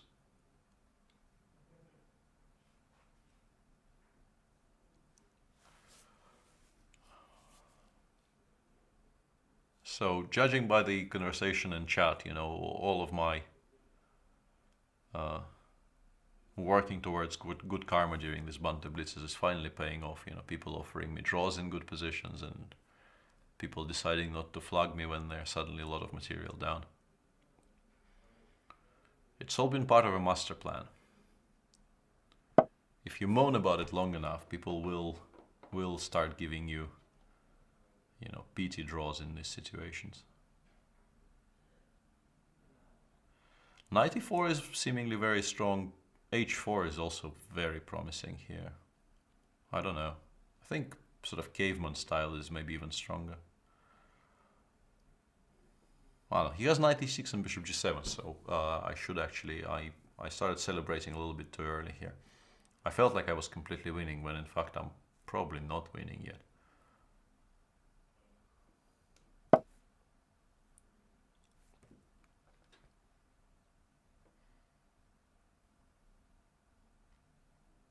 Might not be even doing as well as I thought at all.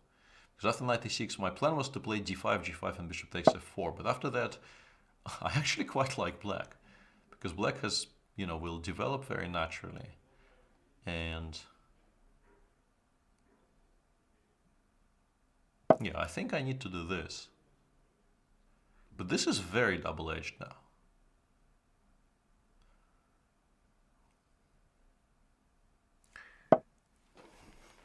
Yeah, g5, my plan was to go knight e4, and now I create, I thought, a very strong threat of...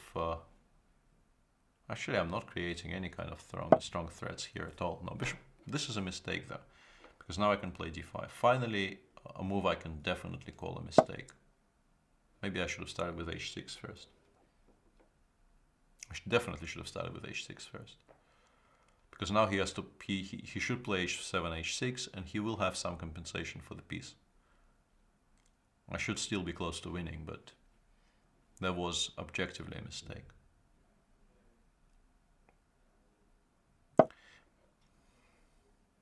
This shouldn't work.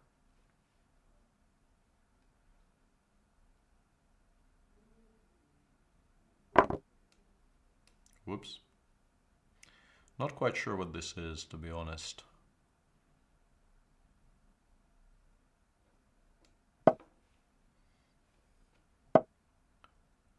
Completely forgot about bishop f6. Should have started with knight takes g5 instead, but sadly this might force me to switch to full grid mode. Instead of giving mate, I will just have to win some kind of an endgame with an extra piece, which is regrettable and is kind of not in the spirit of the opening, but and actually I'm not even as winning in this endgame as I thought originally. This is very annoying. This game should not have been still going, so to speak.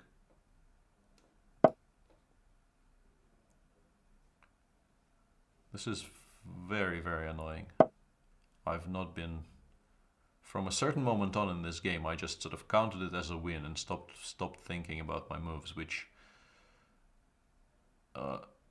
life immediately punishes you for, as usual.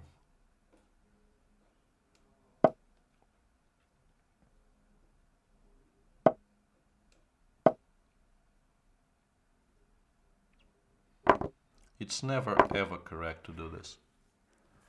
But at least, you know, this way I've been forced to return to sacrificial play, which I'm happy about.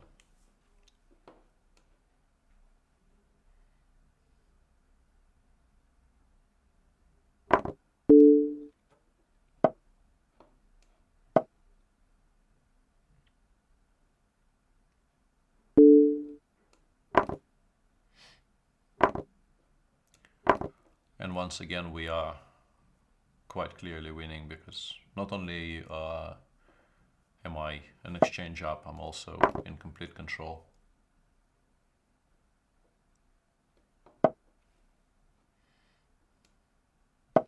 Once the second rook enters the 7th, I think the game should be over.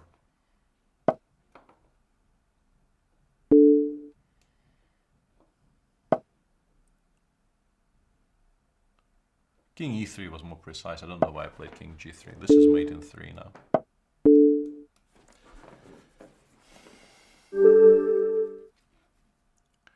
Feels like I'm getting slightly more tired after 2 and a bit hours of doing this than I should by rights be. When I realized people actually expect me to do 5 hours during the Bantaton, I thought I would not actually be able to do it physically, but after doing that I felt 3 hours would be fine. But I do feel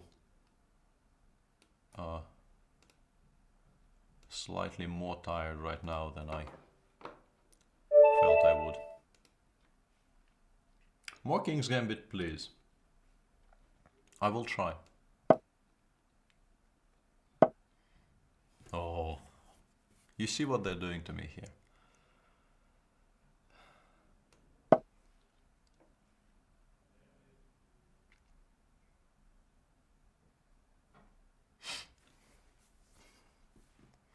And the correct answer in this position is probably e5, to be honest. This is, I think, a bit too tricky. Vodka is the best. No, vodka is definitely not the best. I disagree with that statement.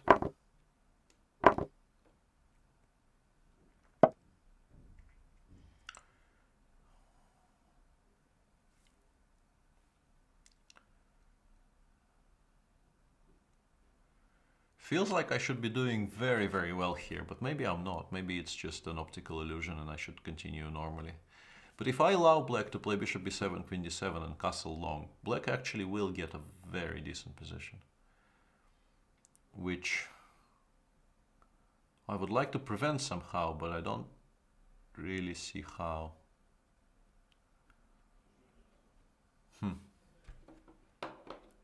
Perhaps I shouldn't be so surprised I'm not much better after playing e4, e6, queen e2 and then following it up by b3, bishop b2. But I am a little bit bummed out by not having any advantage here.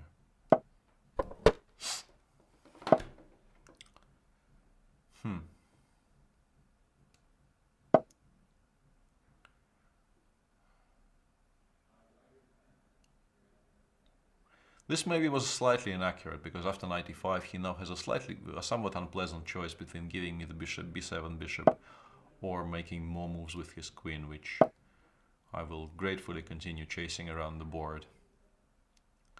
We could get a tactical game now though, which is something I welcome, because after queen d8 I want to go knight takes f7. I'm not sure if it's correct or not, but this is what I want to do.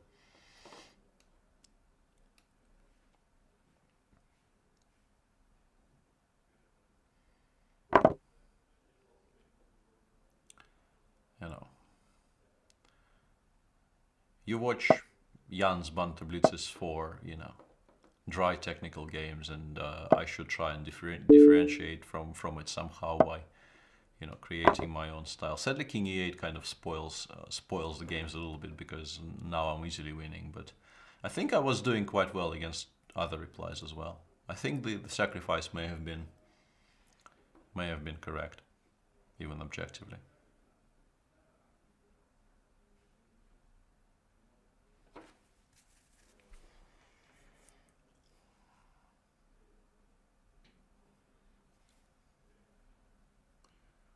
So let me just briefly see if I'm...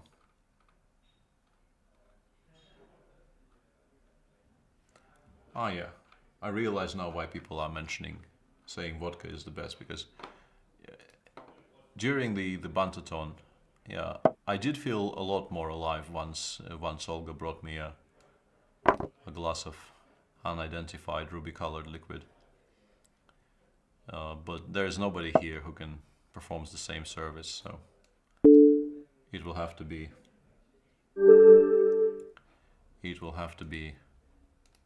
non-drunk stream from beginning to end.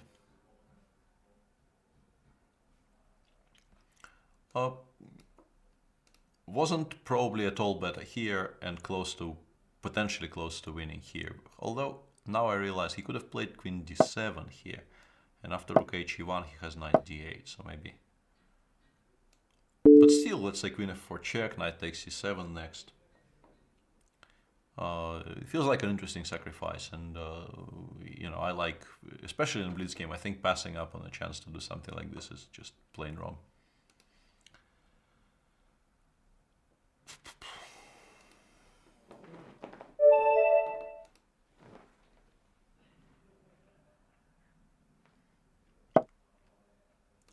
Against somebody higher rated than me, maybe I should stick to my own openings as a form of, you know, semi-cheat.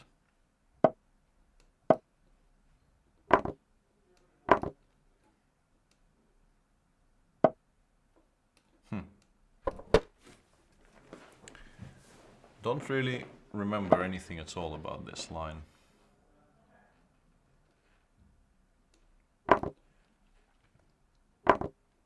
This is probably not the correct way of dealing with it, but it's still not going to give me a very poor position. It's just there should be more principled ways of dealing with the e3 bishop c4 variation, but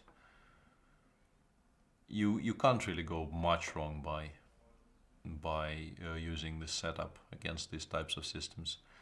It resembles very much, I think in many cases it will just transpose to what people have been doing in the anti-Grunfeld, let's say, after knight f3, knight f6, c4, c5, knight c3, g5, takes. In many cases, game will transpose to structures like this in those types of openings. I'm not sure if the bishop needed to go to b2. I think it's more useful somewhere around g5. If white could play sort of the same, but try and not develop the bishop to b2, I probably would like it more for white there. But his position is still very, very playable here. And the problem for black in these types of structures is that it's very difficult to find sources of counterplay. a6 b5 would be a useful expansion on the queen side, because it will, especially because it gives you the b6 square for the knight. But the a6 a4 is perfectly. I now realize that I first played rook c8 and now played a6, and he can actually take. Yeah, it has been some hours. But I do get some counterplay here. It's not completely lost for me because I think I can play b5 here. You know, it might end up looking like it was a trap, but it wasn't. It was quite definitely a blunder of a pawn. If queen b5, I have rook b8, rook a2, but after rook c2 or d2, I might still not have enough for the pawn there, regrettably. I also have c5, c4, but the queen doesn't actually get captured on... Hang on, maybe it does. No, it doesn't. Sad. If he does this, then I think I should just win the pawn back. Rook a1, rook a8. And my position is quite decent here. So it turned out to be, you know, not the worst blunder I've made in my life. And now I would very much like to somehow force him to play e4, e5, although of course I realize it's not very probable he will, but I want some concessions. I want to put as much pressure on the e4 pawn here as possible to force him into some moves he would otherwise not very much like to make by doing this. f3 bishop e3 check is already kind of awkward for him, and if he goes knight f1, I will continue. Now he can play f3. I forgot about that altogether. Forgot about that altogether.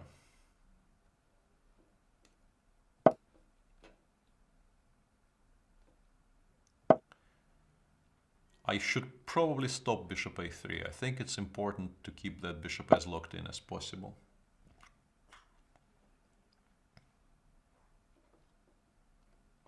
And I want to play f5. This is quite obviously my next port of call. I want to play f5, play fe, and continue putting pressure on that pawn. Or at least trying to. Okay, I need to take, I think, but in this position it's a bit weird because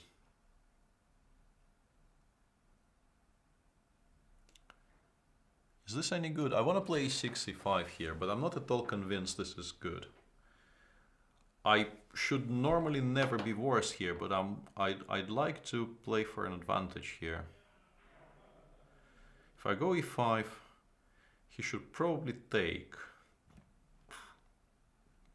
And then I can play king f7, king e6 maybe. Let's try this. It's interesting.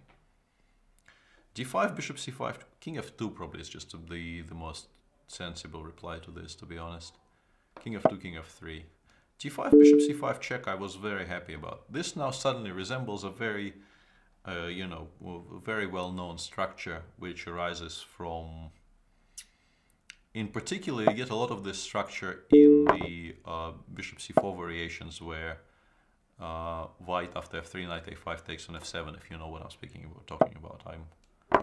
I'm probably bubbling a little bit here. I can maybe even wait for a move before taking on c3.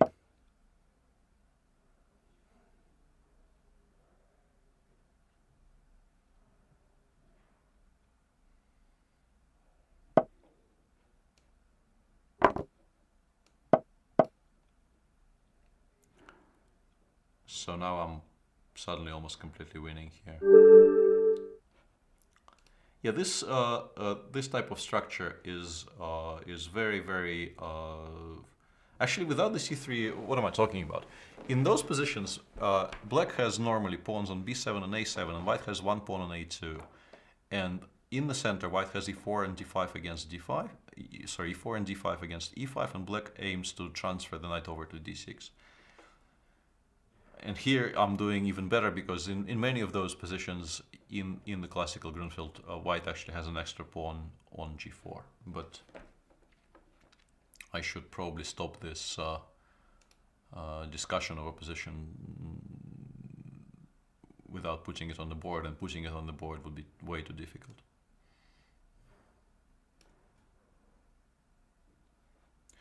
I played most of these guys. Looking for nicknames I don't recognize and actually not finding very many.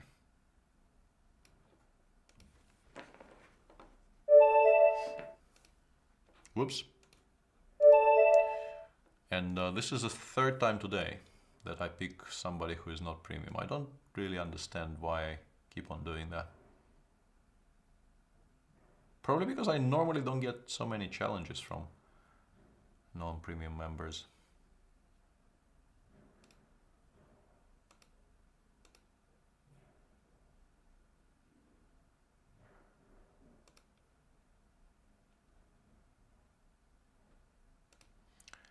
Yeah, it's not very interesting to watch me scroll through the list, so let's just pick somebody.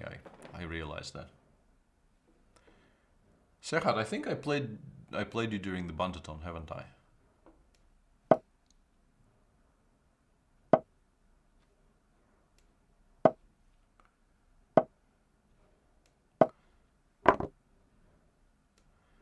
I definitely did play French for the win, and I think he crushed me in the French, in my recollection. So I bear a grudge, so to speak.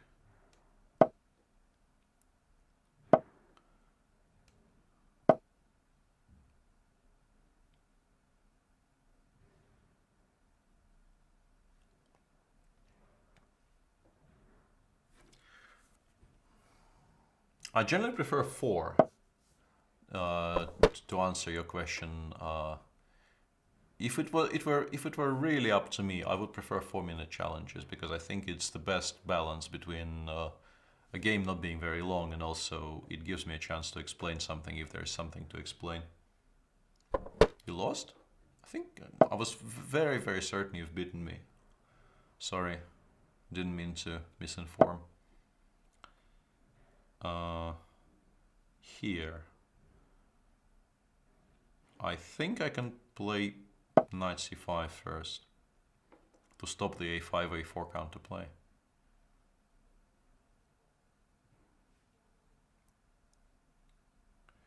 Any new video series coming? I hope so, but I've been sitting on ideas for a while now and haven't really been able to put them into practice, so to speak. I've had a number of ideas for what I think would be very decent video series for a while, but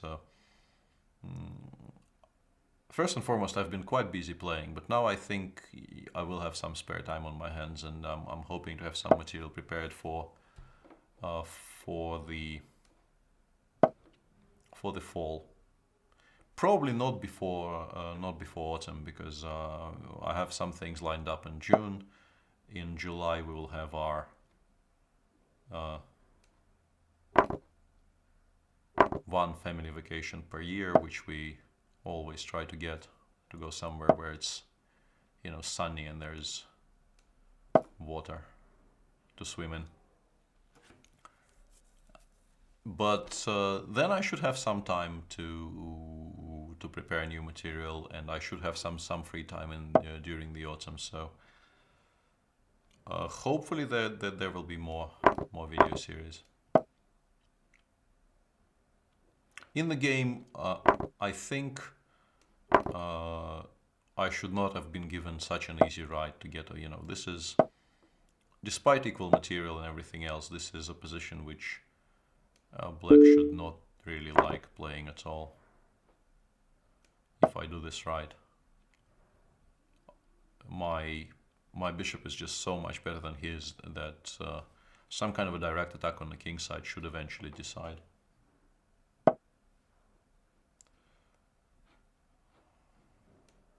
I don't want this rook to get to any decent squares, so I'll try and keep it on e7 or thereabouts, and also h5, g6 becomes a very large part of the agenda.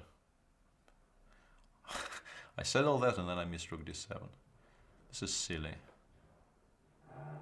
This is really, really silly from me. I mean, I'm still winning, I think, after if I just take and go g6, but this has not been well done. Let's keep the rooks on the board. What am I doing? Yeah. I wanted to play rook g1 and then I thought, why not rook h1? It's even stronger. This is becoming embarrassing.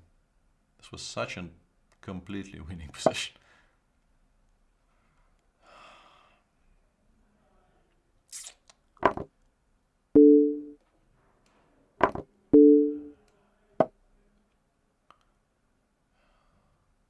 he should not be. He should not have been so hasty to enter this endgame. Actually, this endgame is very risky. He could have done. Could have done many different things instead. Whoops! Almost blundered my bishop there. Something is quite badly wrong with me right now.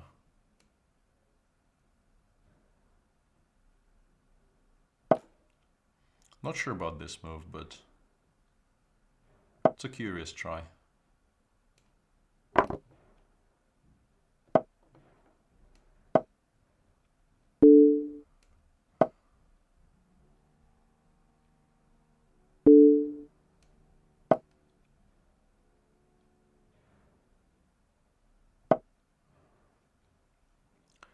And now I'm sort of winning once again, but I mean the game has been quite badly spoiled by my play earlier. Whoops. Yeah, this was. Oh, the game continues. Okay. It really was. I don't know. I got so upset that I allowed Rook d7 that I just completely blanked out. After h5, Rook d7, I calculated the line takes, g6, bishop g5 check. So I actually realized the bishop can come to g5, and I could see that I'm still winning after king b1. And then I thought, okay, let's keep the rooks on. And my first idea was to play rook g1. And then I thought, yeah, this looks good. But it would be even cooler to put it on h1, so that once I play g6, he cannot take hg, because the rook will get a file for itself on the h file. And I played rook h1, bishop takes g5 check. Yeah, this has not been a model conversion of a completely winning position.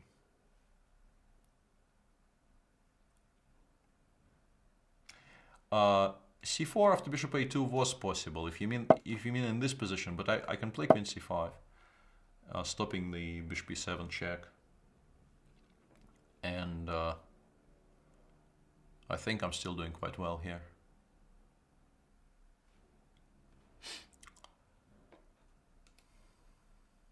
Although I now realize in this position you can take on c3. I will continue for a second because, yeah, I missed so much stuff in the late game there.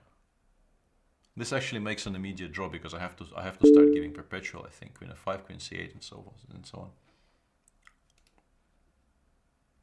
Sorry guys, seems like the one move blunders will increase in number as this thing progresses. And also I continue punishing myself by playing strong players, but I just can't stop myself.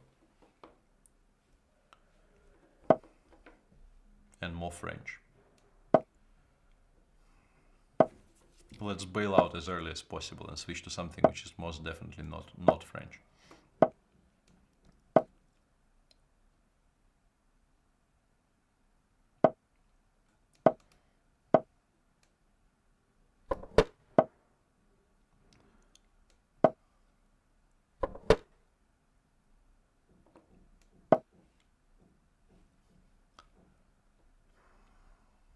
Probably d takes e4 is fine here. Queen c7 is also fine, of course.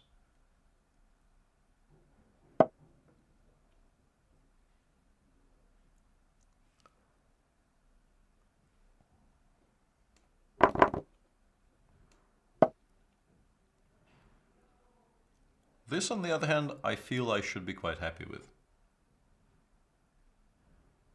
Do a series on French from white for white? Yeah, probably not.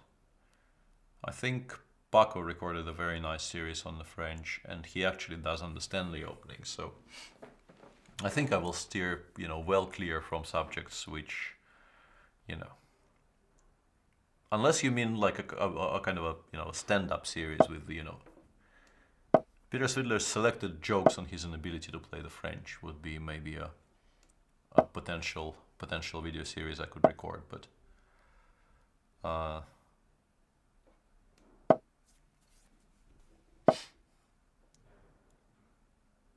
even here I'm managing to misplay it quite badly because I forgot about a5, a4 altogether, and now I probably need to start sacrificing stuff.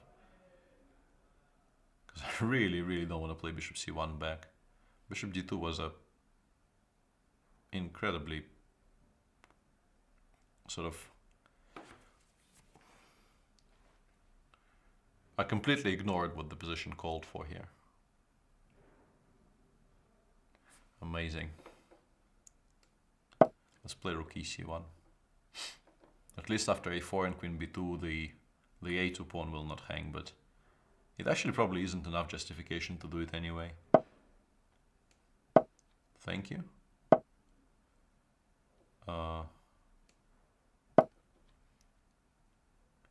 I got sort of severely amnestied there, if it's even a word. I don't think it's a word, but I will use it anyway.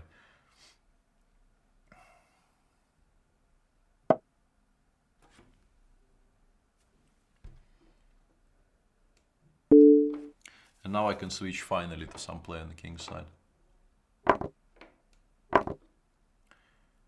Bishop f8 is a bit too ambitious, so I get to trade my e5 pawn, which was a bit of a sore thumb there. I had to constantly pay attention to protecting it, for the h6 pawn, which is quite important for black because it's without it his king will feel a lot weaker. Knight e5, he has knight e3. Let's go via h2. I think it gives him less counterplay if I go via h2. g4 is, I think, a better square for this knight than g5, so I'm aiming towards that square. Yeah, I would dearly love a vine break, but those aren't readily available in this environment. And now I'm winning material.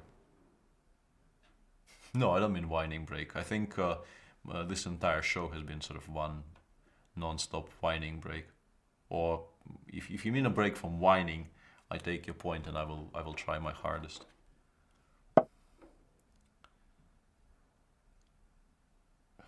How do I go for the most? Because I can take on d8 and I'm completely winning, but I would like to give mate instead.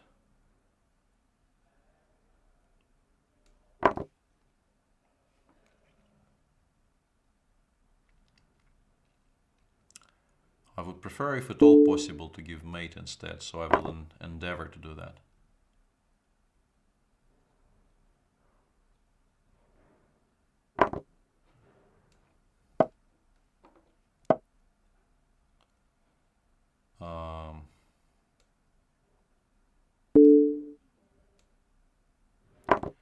Should probably have played bishop f6, and this is a mistake, because now he has rook f5, for instance. Rook c5 I am less worried about, for some reason. I think a4 wins material, for instance. Rook f5 would have been annoying. This, on the other hand, is just immediate game over, I think.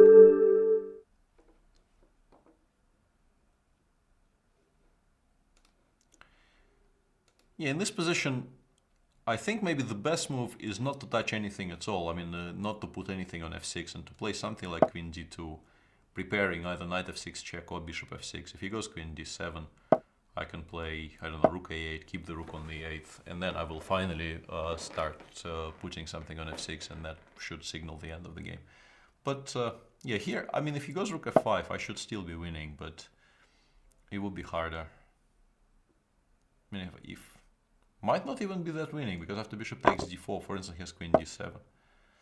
And if I have to play rook a8, he can take on d4, rook takes e8, and king g7, and, you know, I am a pawn up, but I'm probably not even seriously better, because his queen is better than mine. His pieces are very active, and you know, trading the bishop on f6 for the bishop on e8 is a disaster of colossal proportions. I don't know Eminem well enough to form a big opinion on, you know, his body of work, but I like some of the things he's done over the years. I think all of us do.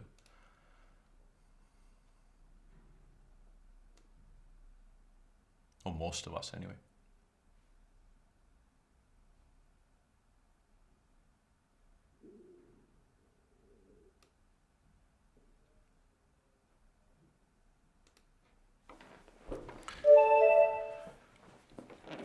let's call it, let's say 3 more games, and we'll wrap this thing up, because I do feel slightly fried.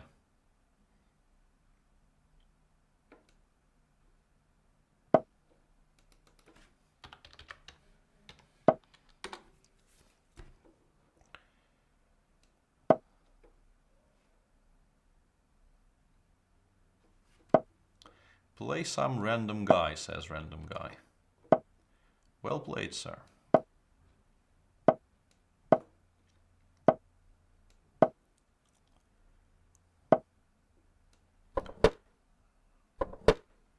I'm not sure this is a particularly advantageous version of the Dutch that I got here, to be honest, with the c5 and d5 immediately included. I'm not sure this is so fabulous.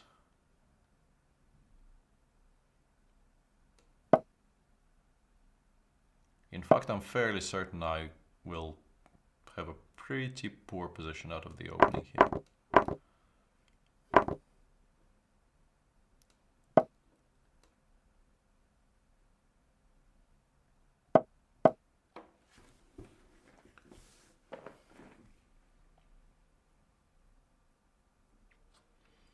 I'm being asked in chat if I hate any of the top professional players, and if yes, who? I'm not really a particularly, hating kind of person. Hate is a very strong emotion. No immediate answer comes to mind, to be honest. I like some people more than others, that's for sure, but I don't think I actually sort of actively hate any of my colleagues.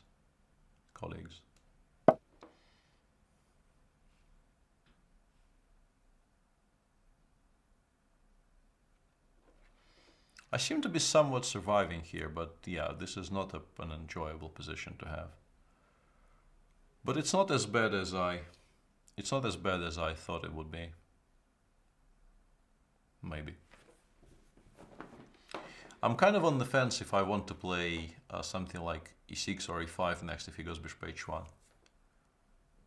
Which he doesn't even have to. He could. I'm assuming it's a here. My opponent. Let's say my opponent. My opponent could just completely ignore this bishop on h3 and do something like rook e4, which I think is a sensible move.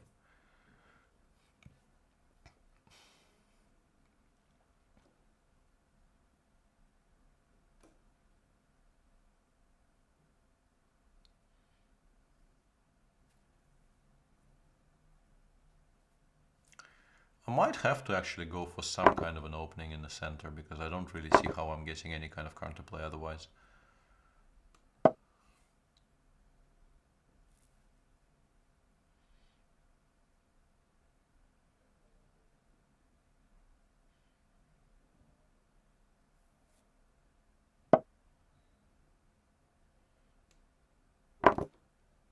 I think he should have taken on e6. I don't think, unless he wanted to go rook e7 here, but rook e7 did not seem to work particularly well.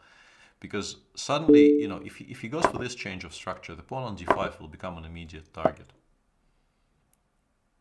As a matter of fact, I seem to be winning it on the spot, which, is not good for white.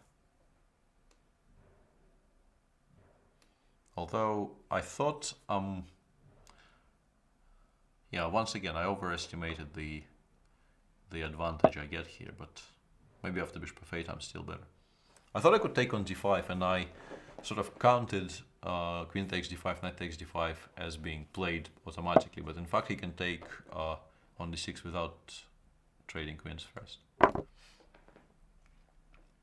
I hope this was at least in some way clear what I was talking about there. And here I am a little bit better, but once again not by as much as I would like, because it's it's been said a great number of times, but it doesn't become any less true because of the number of repetitions. Queen and knight are a very, very good combination of pieces, and the king will be very safe somewhere around g3, for instance, and my king on g8. I would feel much happier about my position if the pawn on h7 was actually on f7. The way things are right now, I feel I need to be careful. If anything, I am the side who needs to be careful here. I'm looking for some kind of a setup with h6 followed by bishop e7 if he gives me a check. This will cover at least, you know, the immediate threats the knight on f3 can pose. But I still have no real active plans to speak of here. I don't quite see how I can improve this position. I would very much like for the queens to come off, but I don't really see how I can achieve that.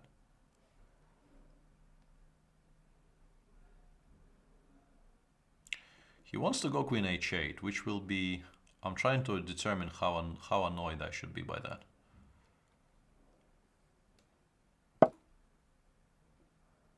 Let's make this slightly more exciting. Or at least try to. If he goes queen h8, I want to take on a2 and turn this into a race of some sort.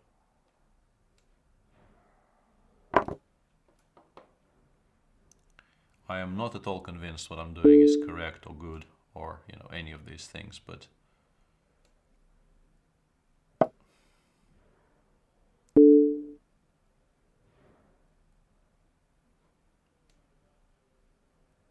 king d7 f5 is very annoying. I wanted to play king f8, but I missed something very simple there. And if I play queen f7 here, it's most certainly not what I wanted originally.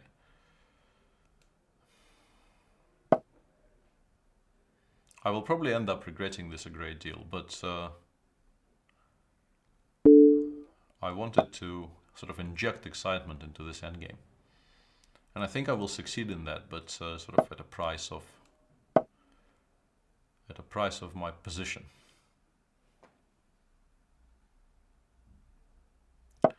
Should probably still be able to draw this, but definitely not gonna win it.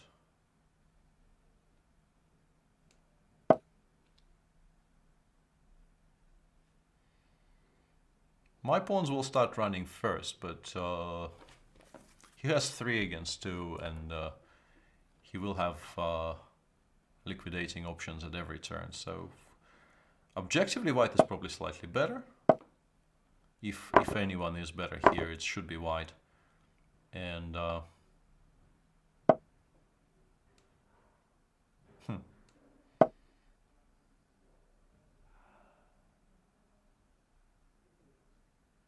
curious endgame.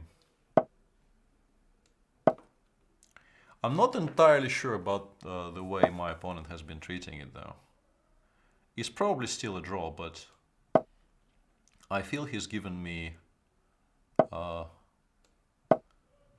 too much here in terms of ease of play, so to speak. He can play knight c2 here, though. I forgot about knight c2. That was a mistake. Although d3 was probably a draw anyway.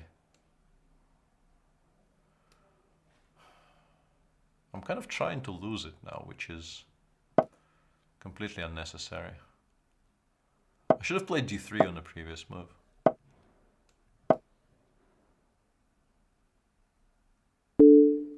This now should be a reasonably easy draw for all concerned. Nobody's going to be winning this position anytime soon. Just king f3, king e2. I'm not quite sure what he's trying to achieve here. He's not going to be better, regardless of what he does.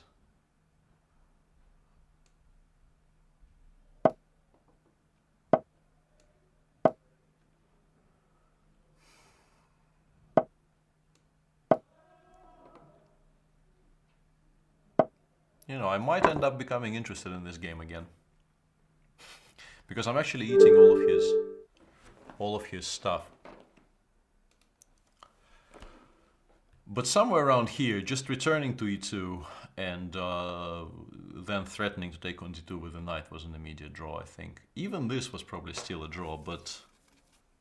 And maybe even the final position is a draw, but I'm less sure about that. The final position... If he plays king d3, I think king takes f4... Yeah, h6, h7, and knight takes c3 might still be a draw. Although, no, it's not. Bishop c3, king c3, d1 queen, h8 queen, and I have queen a1 check. So, yeah, I think he landed in trouble where he really had absolutely no reason to land himself in trouble. Curious endgame.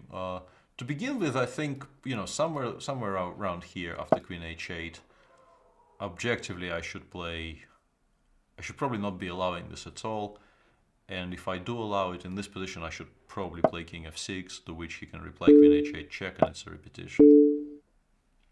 And this position can never be better for black.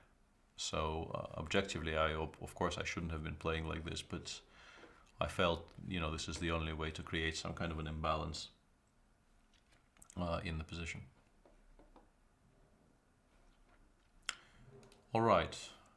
This actually was a longish game, so we might only have time for one more because I made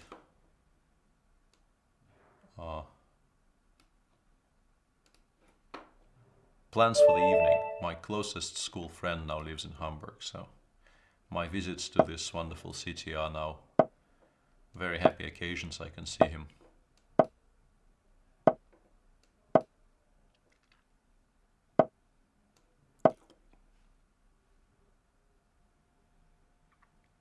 Depending on how this goes, if this goes really, really badly,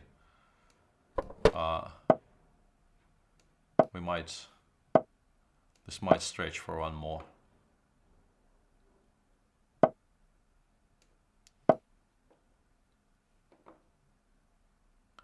Bishop f8 instead of Queen a2, I completely ignored. Yeah, that probably was a very decent idea, correct, Surya? I will go for full grid here. Nice. Somebody who is very willing to punish me for my full grid mode.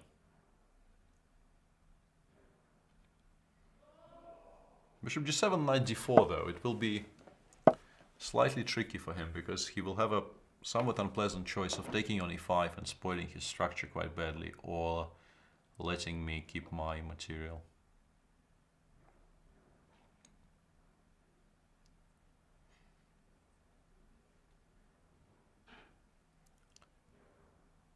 Apparently Navarra is playing Rapport today. Or Rapport. I should probably check on the correct pronunciation of his name after extolling his virtues on the show. Those two are, you know, two of the more exciting players in today's chess.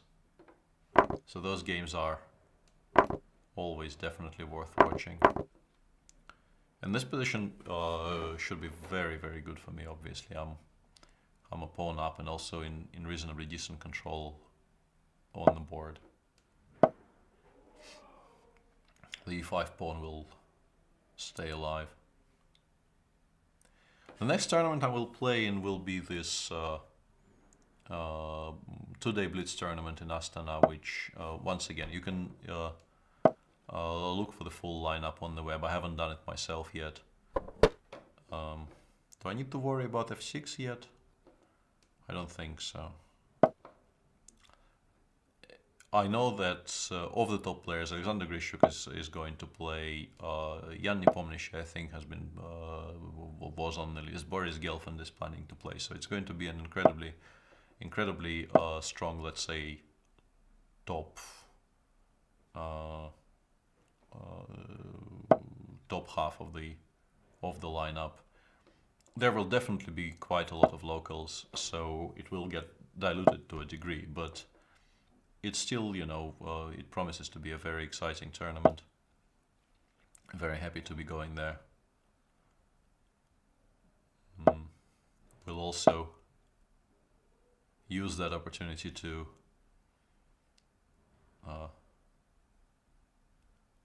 hide from relatives on the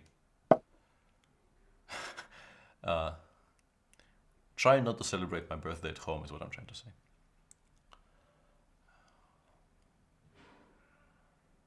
Don't know why this is suddenly so important to me, but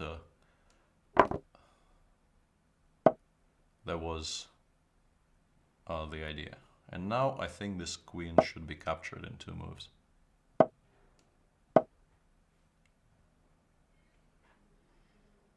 Yeah, I think Jan and Grishuk are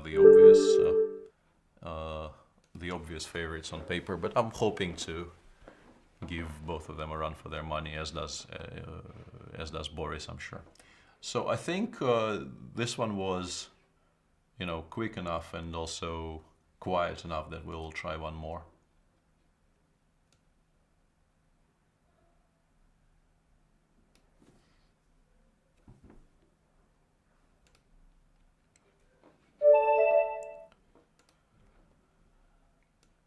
And I'll once again stick with my openings in the hope that I will, especially in the 3-1 game, I should be playing stuff I have some idea about.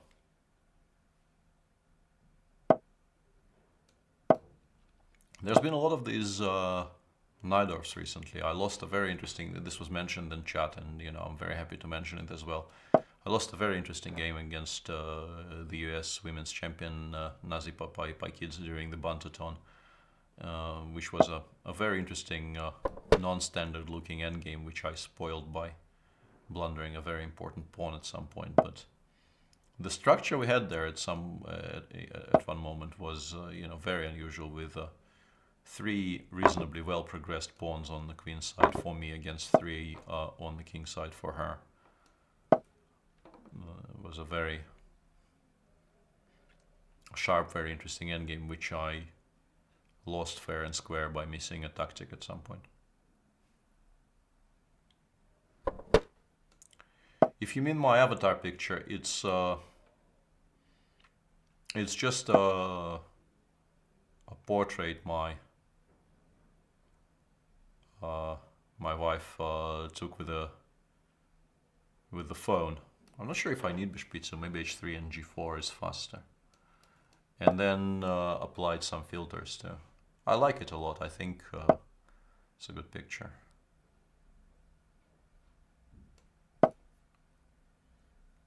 I remember when I first published it somewhere, people were asking me if I was in a fight, or if I had some, horrible and traumatic injuries. But it's just run-of-the-mill software you can find on your phone.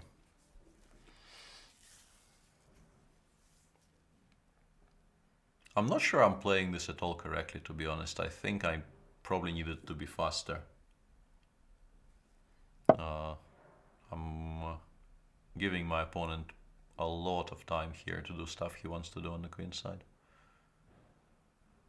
But there's no helping it anymore. I need to continue with my own plan and hope I'm fast enough. If he goes before, there's a very long variation I've been trying to calculate. I'm hoping he does play before here, because it will give me a chance to show you what I was trying to do there. I'm less sure about knight c4, to be honest. I think in general this structure change in most cases favors white, although in this particular case with my pawn already on a3, I may be wrong on that subject. People loudly playing foosball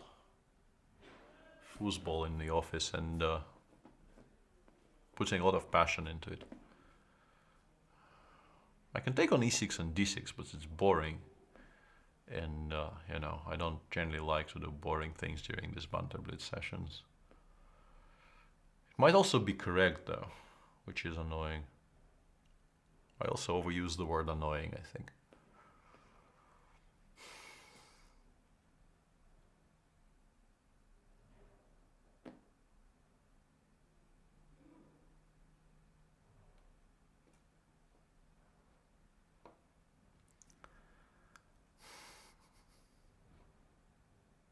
I think I have to go for it, sadly. It's very regrettable, because the game might completely even out after this, but I really, really couldn't find anything that was more promising than this.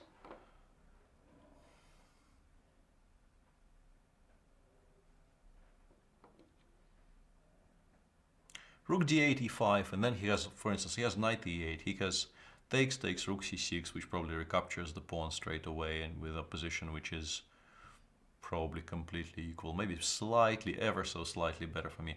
There's also all kinds of version of the b5 b4 break black can go for. Rook d85 takes before, rook d85 b4 without taking on d6.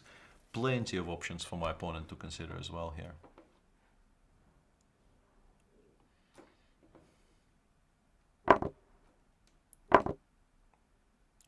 I'm not sure if this is correct. This, I think, is maybe the least promising of things he could have gone for.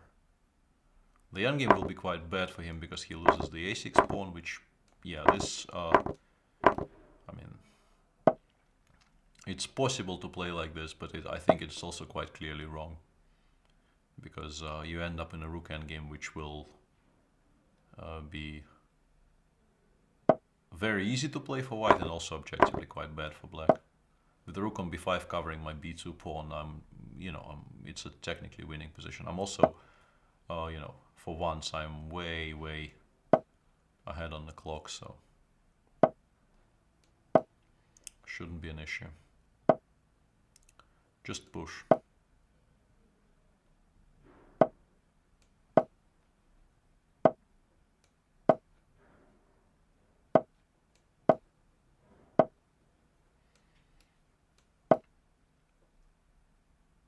Followed by rook b7 and so on and so forth. I played king a2 to have, if he takes on b6 or b7 and goes rook b4, I need to have rook b3. So that was the reason I started with king a2, but now it's just completely winning for me.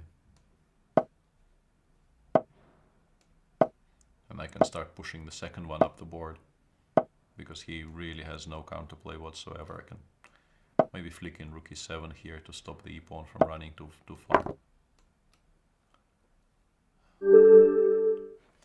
Alright, so two slightly technical games here, which is regrettable. I would have preferred to win with a mating attack, and I was looking for something more exciting here than just taking on a6 and d6, but yeah, I promised to show you a variation. He could have gone b4 here, a takes, queen takes b4, and in this position I was planning to go knight d5, knight takes, e takes. He has to take on d2, I think. I take with the rook, he takes on d5, and seemingly my rook on h1 is hanging, but I can still play knight f5. Knight takes e7, king h8, takes, and rook takes d6, and I think I'm close to winning here. So that was the variation I was trying to calculate when I allowed b4. But yeah, nice to finish with a win, but somewhat sad I couldn't have gotten the type of game I was aiming for. Still, I've done my mandated 5 hours without even falling too flat on my face. And from tomorrow on, as I said in the beginning of the show, from tomorrow on we will be commenting live with Jan on the Paris stage of the Grand Chess Tour. It will be a rapid tournament, so lots and lots of action to watch. I'm hoping, and I really think you should watch that, because if not for our fabulous brand of nonsense, even though that might be enjoyable in part, but because I think with the lineup of players they have in Paris and the format, it should be a terribly exciting tournament to watch and commentate on. So hopefully see you, most of you guys, tomorrow. And for today, thanks for watching. This has been Peter Svidler for Chess24. And now I can find I should try and locate the button to stop broadcasting. I have no idea where it is. I'm not very good with this.